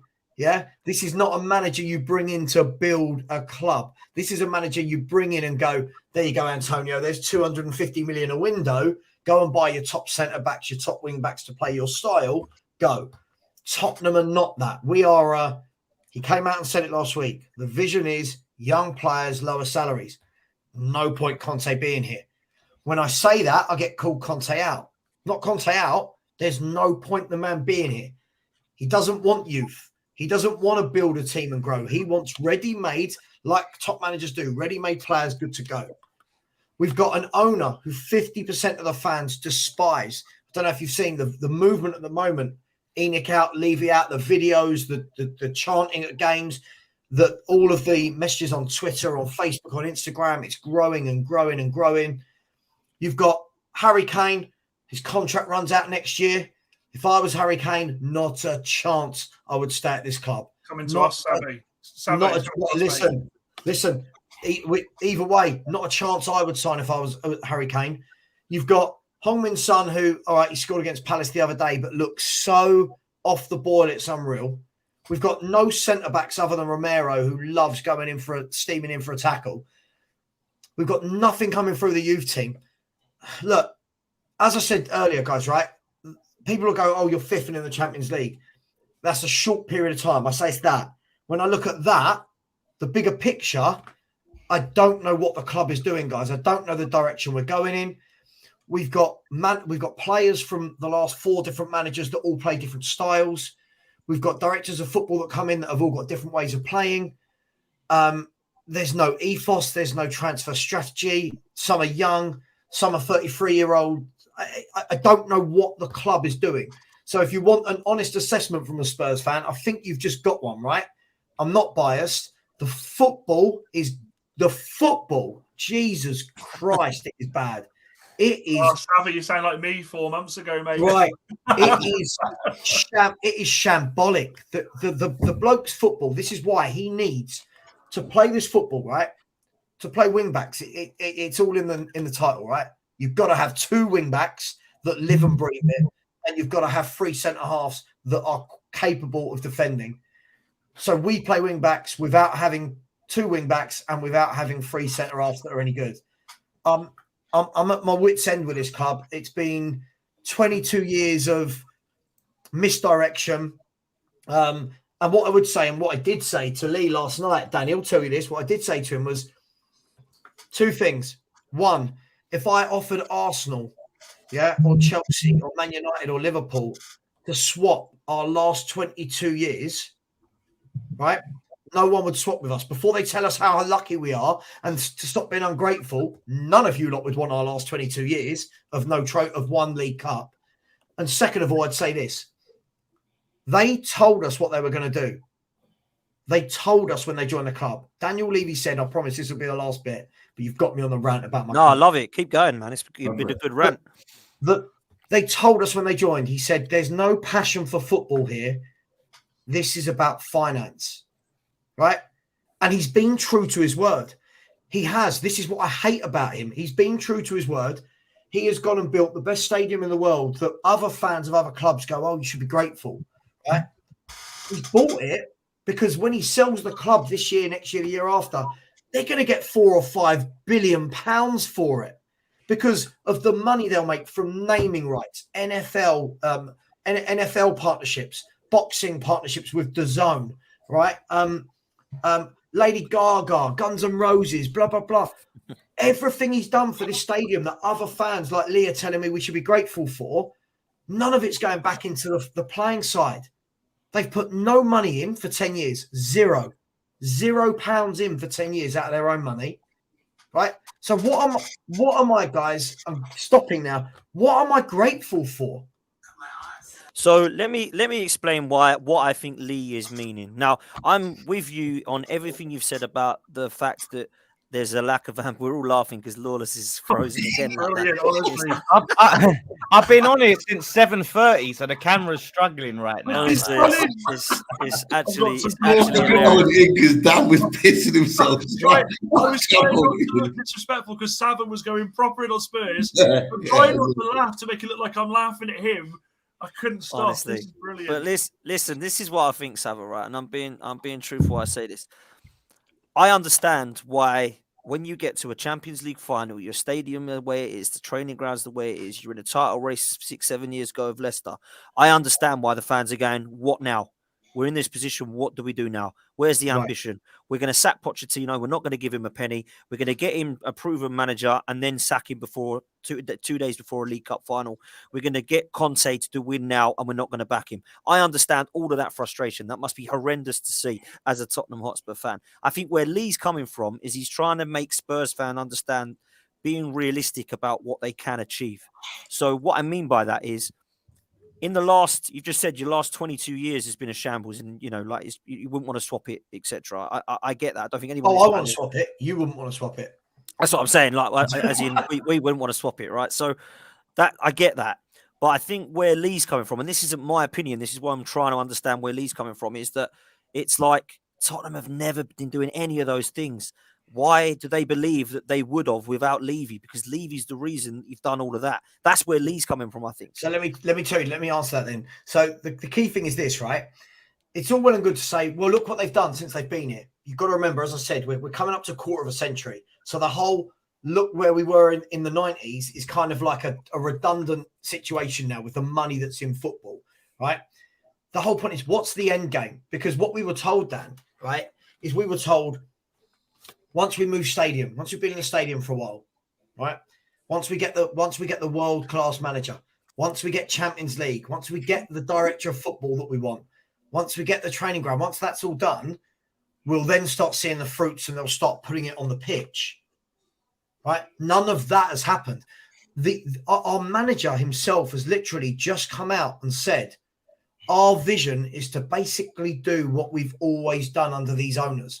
So they've done all of that, and now you're thinking, right, kick on, right? Kick on, do it. It's the equivalent of, at the moment, I'm building an outhouse right at the end of my garden. So I want to put an office in there to stream from and work from, and the other 2/3 that I want it to be a gym. I could build the outhouse and then just put nothing in it. Just go, there it is. There it is. It's an out, right? What's the point? If you're not going to kick on, Dan, what's the point in doing it? So fair enough, they've built all of that. Okay, make your money, now sell up. Sell it. Sell it to some owners now that don't have to do all of that and that might put some of their own, like a Todd Bowley. Do you see him going, though, Sava? Do you think they're going to go? I think you're stuck with them. Why would you? Why would you go? Bearing in mind, look at, right, Spurs are clever. We've got the best PR machine in the world, bar none. We've got an amazing PR machine, right?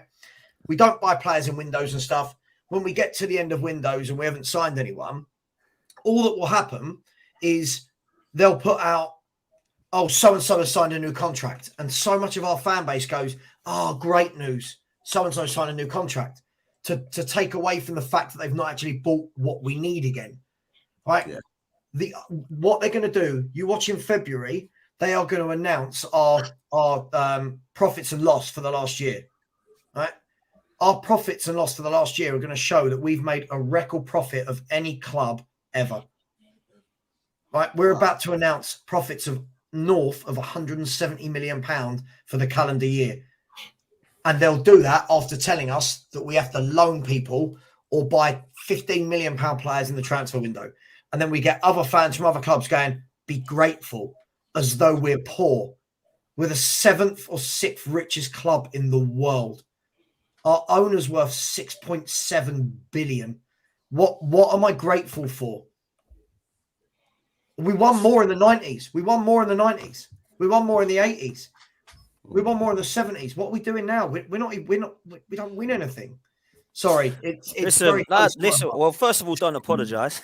and second of all, like, you've answered all the questions that judges threw at you. You've answered them fairly. You've given justification as to why you want them out. And I believe that there is a frustration. And I want to take it back to, I'm going back 5 or 6 years now, maybe. Jamie Carragher and Gary Neville had a big debate on Sky Sports about it. I remember this. Yeah. And Jamie Carragher was spot on. Everything he said has happened since then. He said, you can't spend that much money. Stoke are in the Championship and they've spent more. You can't expect Tottenham to be up there. He said, you got Pochettino.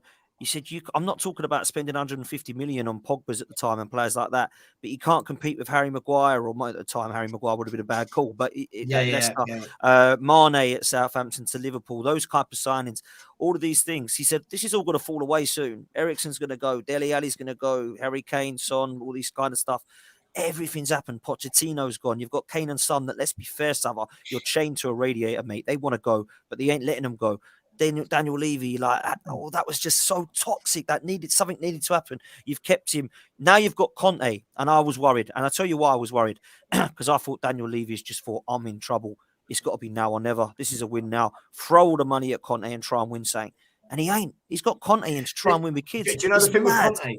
The thing with Conte is, at the time, it was a marriage of convenience. At the time, you had Antonio Conte, who'd been out of work for about 6 to 9 months. There was no other club in the world that would pay him what we're paying him, like 18 million a year. You had Daniel Levy. 18 million. Yeah. Like 18 million a year. You've got, hence why he won't walk away, right? Antonio, you've got Daniel Levy, who had made a disastrous appointment with Nuno. The fans had, for the first time, started to chant Levy and ENIC out. All of a sudden, bish, bash, bosh, they've both met in the middle. And do you know how you know I'm not lying about this being a marriage of convenience? The contract was 18 months. Yeah. Neither of them could have believed in what they were doing. Yeah. Right? Conte knew, hang on, this manager, he's never backing me, this owner. I'll give him 18 months. And if I walk away, and if he does walk away at the end of his contract, everyone will go, but it's not Conte's fault, right? It's ENIC, right? ENIC can go, well, we tried bringing in Conte, it didn't work. And then they've got a rabbit up the sleeve, guys. And you know what that is? Go on. Pochettino. Yeah, I think, yeah. How long have I been saying that, man? Yeah, so many have said that he's going to come back. If 100% of the fan base get really frustrated and chanting ENIC out and Conte walks, he'll go, oh my God, what can I do to make 90% of this fan base love me again? I know, let's bring him home. And then most of the fan base go, oh, everything's fine. And then we go on the same thing for the next 2 years until that doesn't work. And then, but honestly, guys, I'm fed up. I'm fed up of it. It's just the same old crap. Lawless, I want to bring you in, man, because, well, one, you're unfrozen now, finally. Oh, my and God. Two, I mean, I thought Dan was going to lose control. He was laughing honestly, so much. I was holding my breath. So, oh, my God. Honestly, Lawless, mad. The gift that keeps giving. But, Lawless, this is a different Tottenham fan to Tobes, I would say. I know Tobes has been similar into what Sav was saying, but I think, well, Tobes can't say a sentence without shouting and arguing with you. That's the start. But actually, when it comes to it, I think Sava's talking a lot of sense in parts there, Lawless. My heart bleeds, I was getting a bit choked up there as he was talking. I was trying to fight you back. Didn't like it, Lawrence. Honestly, that's why I was frozen. I was frozen in just. Hang on, let me just look at the league table a second just to see.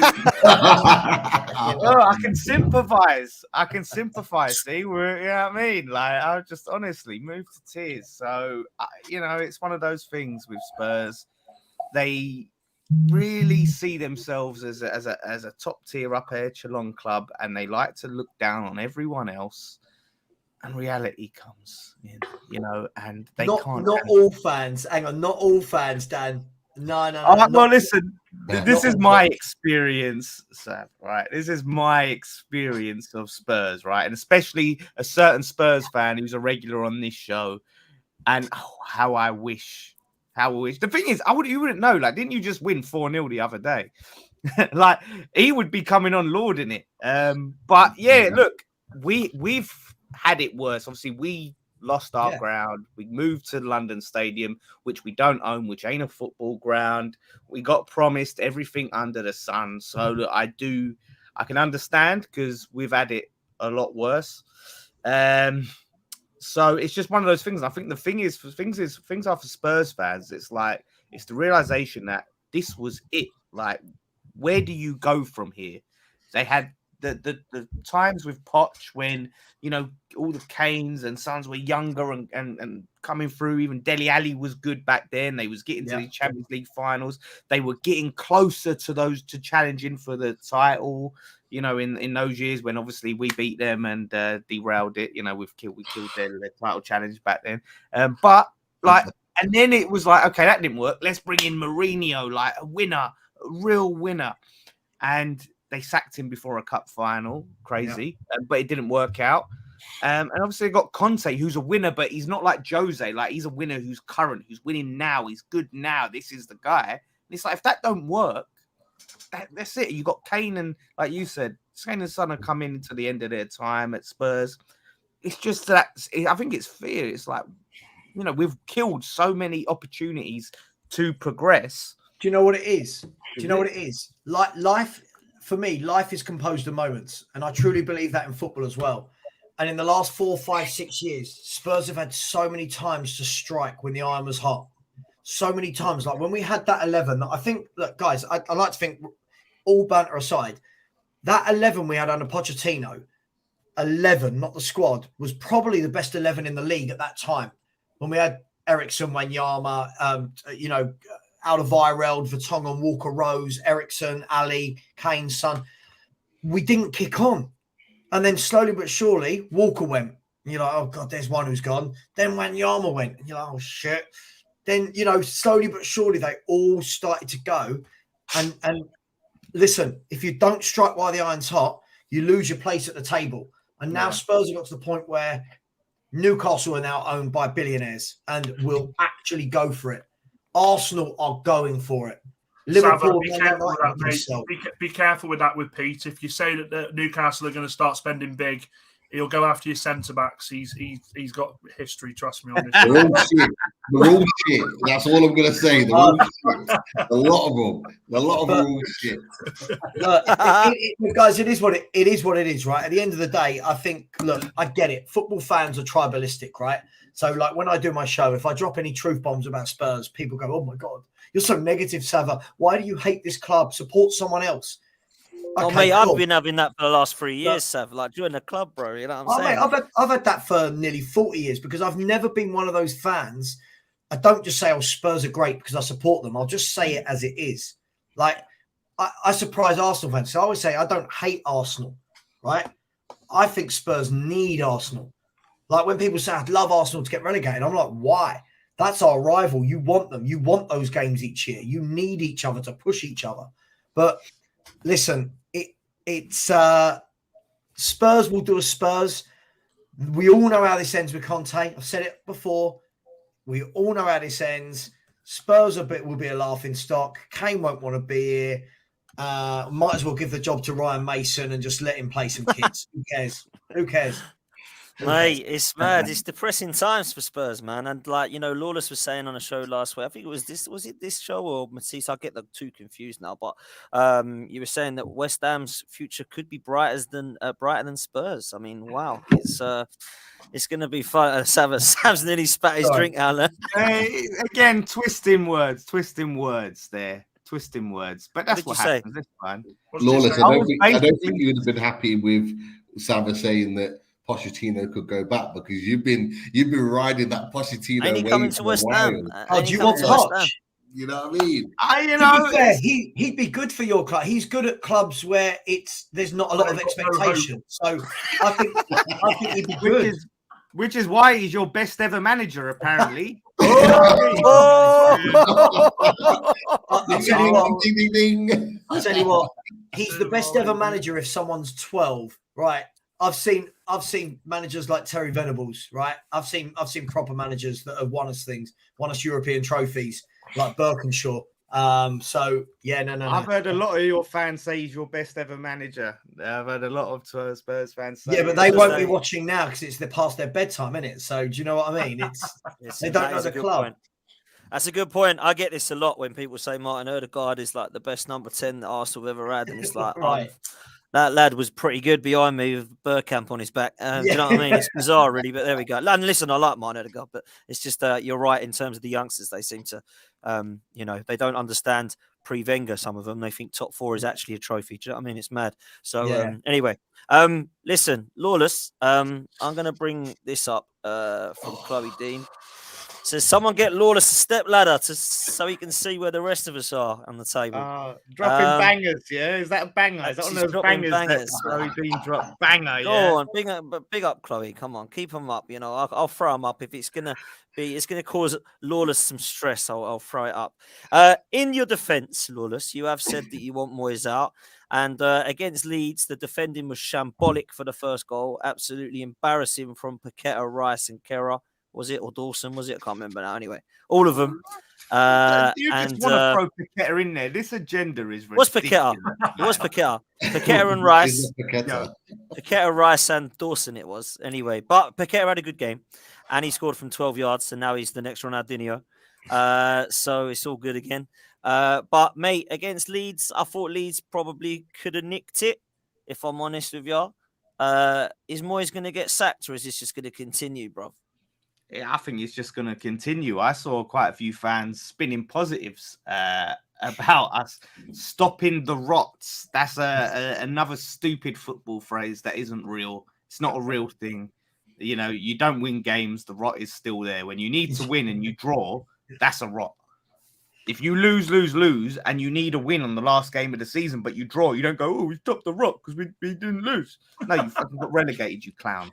Stupid. Like, we need 3 points, and we dropped a winning position. We came from behind, which we never do, and then we got the lead and just, you know, crap defending Moyes. And that was the tale of two managers, what I saw there, because Jesse Marsh brings on substitutions, Jack Harrison, players like that who changed the game, and Moyes brings on players who changed the game, but in the wrong way.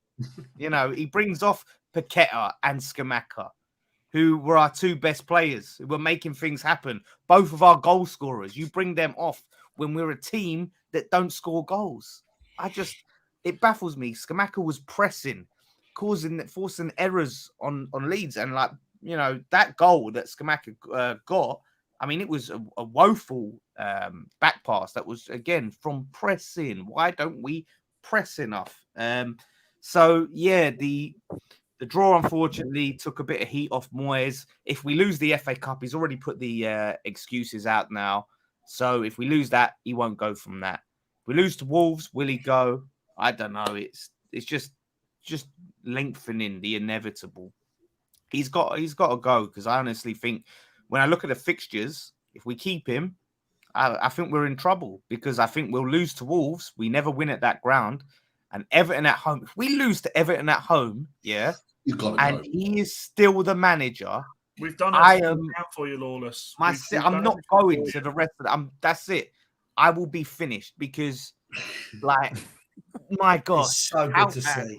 Lawless, I had to laugh at him this week, mate. I mean, obviously, before I say this, it's a massive loss to football. Obviously, David Gold, you know, passing on. Yeah. I was going to say that, to be fair. But it was Moyes' talking about him like the family had lost him out for 6 weeks with an injury, when he said, well, yeah, obviously the family will be disappointed to lose David. And I thought, he's died. You just made it sound like he's out with a hamstring injury for disappointed.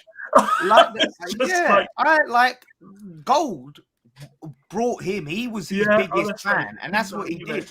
I've been critical of the board and done a nicer tribute than that on our channel. The guy. Could that save him? I think that could listen, it sounds awful, but could such a huge event such as, you know, David Gold passing, could that actually save Moyes from the fact that they've got all that going on? What they don't need at the same time of that is to turn around and go, right, the manager's getting sacked as well, so there's a lot of change at the same time. Could it save him? That's bought him a bit of time, because it's like, you know, David Gold's just passed away, and then you're going out and you're sacking a man, especially, again, the man that David Gold favoured didn't want us to let him go the first time around and push for him to come back. I think that's bought him a lot of time. So, which is, you know, unfortunate circumstances, you know. But so I do think there's merit to what you say, because I thought of that myself. But, like, it's just the point of the fact that the guy spent 170 million pounds, and we sit above the relegation zone by one goal. Do you know what I don't understand about him, though? What I don't understand is, at the beginning of the season, I looked at some of the players you brought in, and I thought, I know it's not Football Manager, right? But I looked at it and I thought, God, if he gets Skamaka up front, Cornet one side, Bowen the other, Paqueta in the hole with Rice and Souček in the middle, I think that's quite a decent thing if you want to get them to play some football. Every time I watch it, he seems to go really. Listen, I can't speak.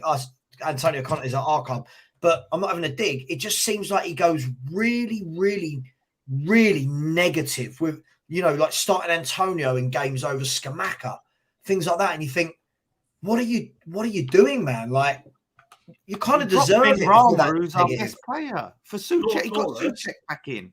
Honest question now, no banter now. I've just looked at your next 5 games. How many points do you honestly see your team getting from those next 5 games? Who's the next 5, Dan? Who's the next 5? Wolves, Everton, Newcastle, Chelsea, Spurs. Chelsea, Spurs. 3 points. 3 points. And that's the thing is, you never know with Spurs, right? Yeah. You never know. Form out the window. Max Where is 4 it? points. It's at Where Spurs. is it? It's at Spurs. So maybe I don't think we'll win that game, but maybe we get a point. We've got points there before, right? And it depends what state Spurs are in. They're so inconsistent these days, you don't know. So realistically, with form out the window and all that crap, maximum 4 points at most. As things stand. That's relegation, man. That's relegation, bruv. Like, honestly, Yeah. not joking. Like, not saying you're going to go down, but you'll be like right in the bottom 3 then. I'm looking at Forest. Forest next games in the league. They got Leicester, Bournemouth, Leeds. Fulham.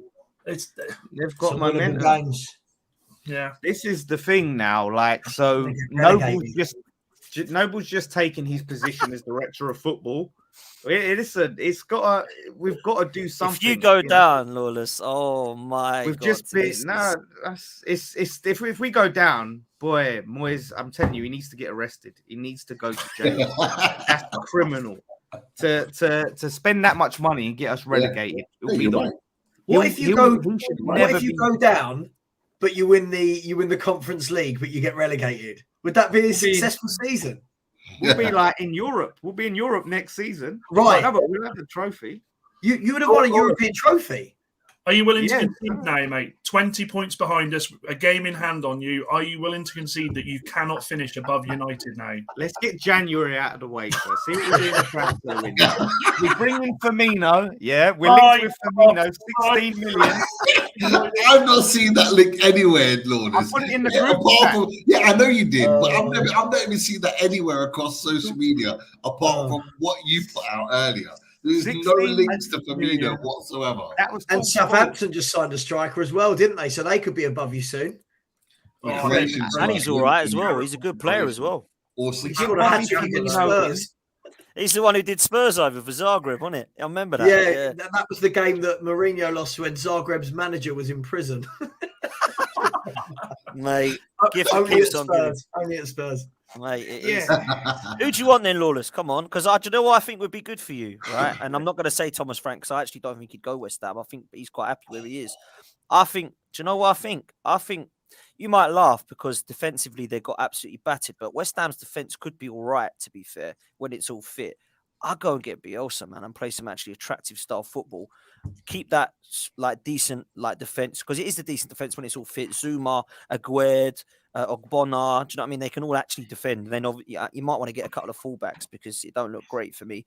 But other than that, I think Bielsa could actually get some of like the Ben Ramas that you want to see playing football. Bowen, I think he can get his form back. I think it'll be attractive style. Paqueta, Skamaka, and then obviously bringing on some of the others from the bench. I don't think that would be a bad shout at all. Well, we have a better team than what Leeds had when Bielsa was there. We have a much more stable team and like a much more complete team. So yeah, I wouldn't even mind. But this is what I was saying the other day. Yeah, like there are managers out there that aren't even on our radar, right? That we wouldn't think about. But someone that has these networks, it's your job as a scout, yeah, or a director of football or a head of recruitment to go and do your research. Because look at Brighton's manager. Zerbi. Yeah. Was anyone talking about him? Was anyone twerking for him? Can I put a suggestion forward? No, leave it out. Can I put a suggestion forward for Go on, someone Sam. who I think will be a good manager? And no jokes. I don't know if you'd get him. I think Vincent Kompany. Yeah, the football. He's done got well, into hasn't a he? club that have played Allardyce style, Sean Dyche style football forever. I know they've gone down a league, but some of the football he's got them playing with some young players, a lot that seem to have come out of that Belgian league that he knows. Look good at Old Trafford. Look good at Old Trafford when they played us. Right. I don't know if he'd go, right, because they're top of the league or whatever, but that's the sort of manager I think West Ham need. And listen, I'm happy for Moyes to stay there for obvious reasons, but you need a manager that plays football the same way I think we do. Someone who gets the ball down, gets your attacking players on the pitch, and somebody that's prepared to have a season next year that begins without Declan Rice. That's what you need. But this is what I'm I'm saying. not- You need not- someone not big. that can It's just spend that inevitable. money. Moyes, if we sell Rice, I don't trust this man to spend that money. Say we get 100 Right. million. He's just wasted. Well, and I like the players we've signed, right? But I don't when know if say he's wasted it, if I'm honest. No, but he's I think- wasted it in the sense of, like I said, I think they're good players, but he's wasted it with him as manager. As long as he's a Right, manager, okay, yeah. All right, with you. it's a waste because he doesn't know how to get the best. Like Chloe said, Paqueta, the guy's got the handcuffs on under Moyes. Like he's looked good the other day, but there's levels that he can go to. Skamaka, Yeah. oh my God, why do we just run up the wings and just whip crosses in for a guy that is so good at holding up the ball and linking up play? Like we treat him like he's Andy Carroll. Why are we doing that? Yeah. This is the problem with Moyes. He spends all of this money and he can't get the best out of these players. So he has wasted it. What's going on with Mikel Antonio? Because he was like banging goals a couple of years ago. Record He was a dream goal for scorer, dream that's it. team people, wasn't he? He's just gone off the rails completely. He doesn't even look like scoring in games now. Well, what you obviously watching more than me. What's the situation with him? Age has probably caught up with him a little bit because he's not as quick as he used to be. He doesn't even seem to be as strong as he used to be. Like he's getting knocked off the ball a bit more, and he's lost a bit of pace. But it seems like he was begging for competition last season. He was begging for competition, and we all thought bringing in a competition would do him the world of good. But it seems to have really affected him not being the main man anymore. He just doesn't seem like the same player. He comes on, he just doesn't. I always thought like, boy, Antonio as a super sub would be lethal. Bring him on like last 15 minutes, and just have him like a battering ram against defenses. And he comes on, and he hardly does anything. I just don't know what it is, whether it's his mind's not in it or his body can't do what his mind wants to do. It's It's all downhill after that cardboard cutout he had. It's all downhill after that, wasn't it? Yeah, listen, I'll bring the cardboard cutout on. Like, well, I have him on at the moment, honestly. Mate, it's bad. It's bad times for West Ham, and I don't see it changing, if I'm honest with you, soon. But boys, I'm looking at the time, and we need to wrap up. But before we do go, it has to be said, sometimes in the football world, sad things happen, and today it really hit me, man. I can't lie. The Gianluca Vialli thing was not a nice thing whatsoever. So I think it only right to sort of mention that and just go round and just a memory and sad news from each of us about a player that I saw growing up and thought was fantastic. I'm 35, some of the era that kind of saw Vialli in Serie A and obviously at Chelsea, absolutely unbelievable. Really sad news today to hear that, and it was kind of fitting some of the photos that we saw, not just of him playing football, but him celebrating the Euros in Italy. Pete, we'll start with you as a centre forward growing up. You were watching all the centre forwards. He must have been one that you respected and loved. So really sad news today, bro.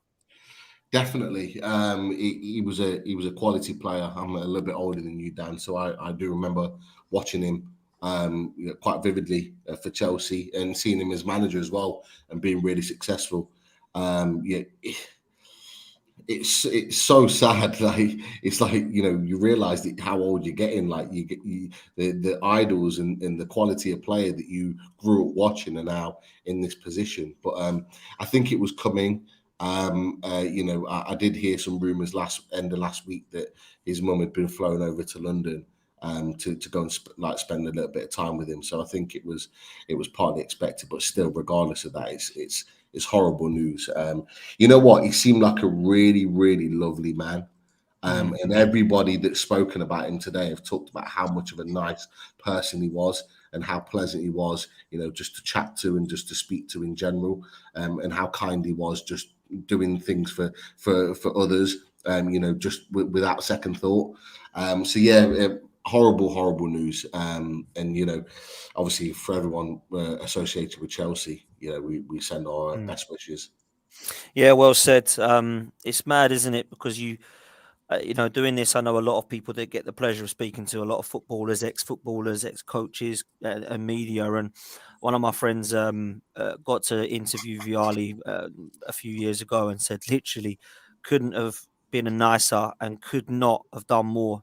It was all about, it wasn't right, I've got 20 minutes, mate, this better be quick. It was none of that. It was like really got to know you, really interested to know your thoughts of football, and a proper gentleman. And I think sometimes when people do get told that the news has come, we always say, what a nice guy. And that's the first thing everyone says, what a nice guy. And you feel like you have to say that. Sometimes I think it's an understatement for people like Vialli. I really do. I mean that, because when you actually see and hear stories of unbelievably nice football people talking about people in that way, you realise how much of a genuine gentleman he must have been. So I thought we best mention that before we close.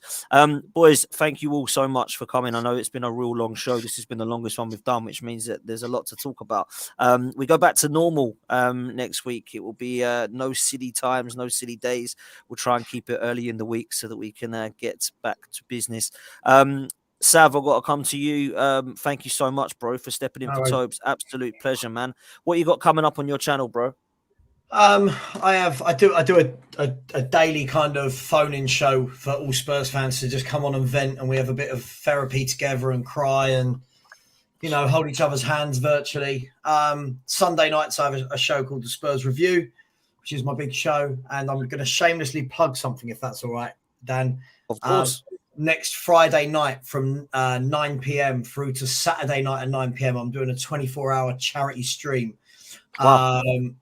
And there'll be no super chats. All donations will go to the British Heart Foundation with a Just Giving link. So there's going to be prizes, giveaways, quizzes, just a lot of shit being talked, to be honest, for 24 hours. And anyone is welcome on from any channel. This is not Spurs. This is just everything. So that's next Friday. So if anyone wants to subscribe and come and join in, they can come on the channel, whatever. So we're doing that. Well, you heard there, people. Make sure you get over there.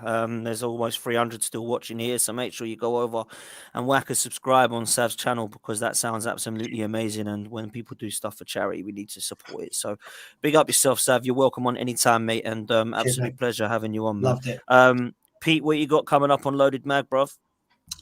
Lots coming up. We have our Full Early Transfer Show weekly. We've got some more coming up. We're in the quarterfinals of the League Cup on Tuesday. So we've got Ben Jacobs, who's a Leicester fan, but also a journalist, coming on the show to do a little bit of a preview. We've got the man from Sky Sports coming and joining us at some point, Keith Downey, over the next week or so, to keep an eye out for that. This is, I think, it's his hat-trick ball. I think it's his third time on the show. So he'll be talking all things Newcastle and looking at who we're potentially going to sign. But as well as that, away days will be back. Dan, you were on there last week. We'll be building to the game because we have Fulham in the league next weekend. Great stuff, man. Make sure you go over. Go on. Sorry, we are 19 away from 5K. Come on, 19 people. subscribers away. We are so close. Only been going a year and a half. Just 5 dads that just love talking. What's the channel? I'll subscribe right now to everyone. It's Loaded Mag NUFC. So click that subscribe button. I'll get on there now, Pete. Come on, help mate. us to get to 5K, people, if you can. We talk about Newcastle and all football clubs as well. Dan knows we are a respectful bunch. We appreciate all different fan bases and opinions coming in. So get that subscribe, get us to 5K, please. That'd be amazing. Come on, people. Easy. That's easy. We can do that in the next 10 minutes, people. All you got to do is hit the subscribe button. It's absolutely free. Make sure you do that on all these guys' channels. Go over to Loaded Mag NUFC and just hit subscribe. Get Pete up to 5K. They deserve it, and follow their content. Absolute legends. Lawless at the Lawless, West Ham Fan TV. Your watch-alongs are getting better and better, Lawless. It's funny. Please Fucking go and watch, brilliant. people. They're It is the best funny thing as in the hell, world. particularly at the moment. So good. Oh, they're Yeah, amazing. yeah. We got the watch along tomorrow for the Brentford game, which will be interesting. Will it be another loss? Will we finally get Will a you win? find the channel, Lawless? Yeah, we got to find the flipping channel. Oh my god, it is just hard finding the bloody channels to watch it on online. That's half the battle. So come in and give me some streams. Tell me some streams. I'd appreciate that. So that's going to be from 5 p.m. tomorrow. And subscribe. Help us finally get to 70k. It's taken ages just to get to that point. We want to finally get to 70k. There we go, people. Tomorrow, I tell you, with the way this season's going, it'll happen sooner or later. Because It will. Next week it'll happen when everyone's watching your live watch-alongs and smashing subscribe. And listen, Tobes, yeah, right? Tobes and Dan, right? If you're gonna come in and troll me, yeah, leave a super chat, you tight git for you. I don't expect that from normal people, but if I remember rightly, I was telling everyone to like and subscribe. Right, fair enough. I'll let you off, yeah. But Tobes should be leaving a super chat if he wants to come and talk crap to me. Fair play, man. Fair play. Anyway, he might as well super chat that. Mate, I hope he gives you that, by the way. You deserve that. I spoke to Turkish. He was like, we'll make it. I told him about it. I said, no, we're going to make him pay up. Make it happen, man. Yeah, Turkish will get onto him, man. Dan United, listen, congrats, bro. You got yourself into a Manchester United situation on your channel at Football Want. So make sure people you go over to there because you've got some stuff coming up, Dan, right? Yes, I have, mate. That's why the room's changing slowly. I'm changing the spare room. I've got my green screen that I finally got. That's there, so I'm ready to rock. I'm gonna do some watch-alongs, and I've got a lot of stuff coming. Yeah, a lot of ideas I've been thinking about over Christmas. So I'm really excited, and yeah, looking forward. Not as much as I'm looking forward to Lawless's next live mine, but it's going to be good. Stay tuned and stay peeled. Absolutely. People, you heard it. Go buy these shirts. They're fucking beautiful. Tropicana drinks are free. I can't wait for the next meetup because I expect that shirt to be worn. Yeah, man. It's got to be done. It's got to be done. Listen, boys, we are out of here. Thank you so much, everybody. Please make sure that you smash a like on this video on the way out. We're almost creeping slowly towards 7K people, which we're really happy about. So make sure that we can get us there, and make sure you go and do exactly the same on all these guys and follow them on their socials. Until next time, we'll see you when the next lot of fixtures are about, and up the Arsenal. Take care, people.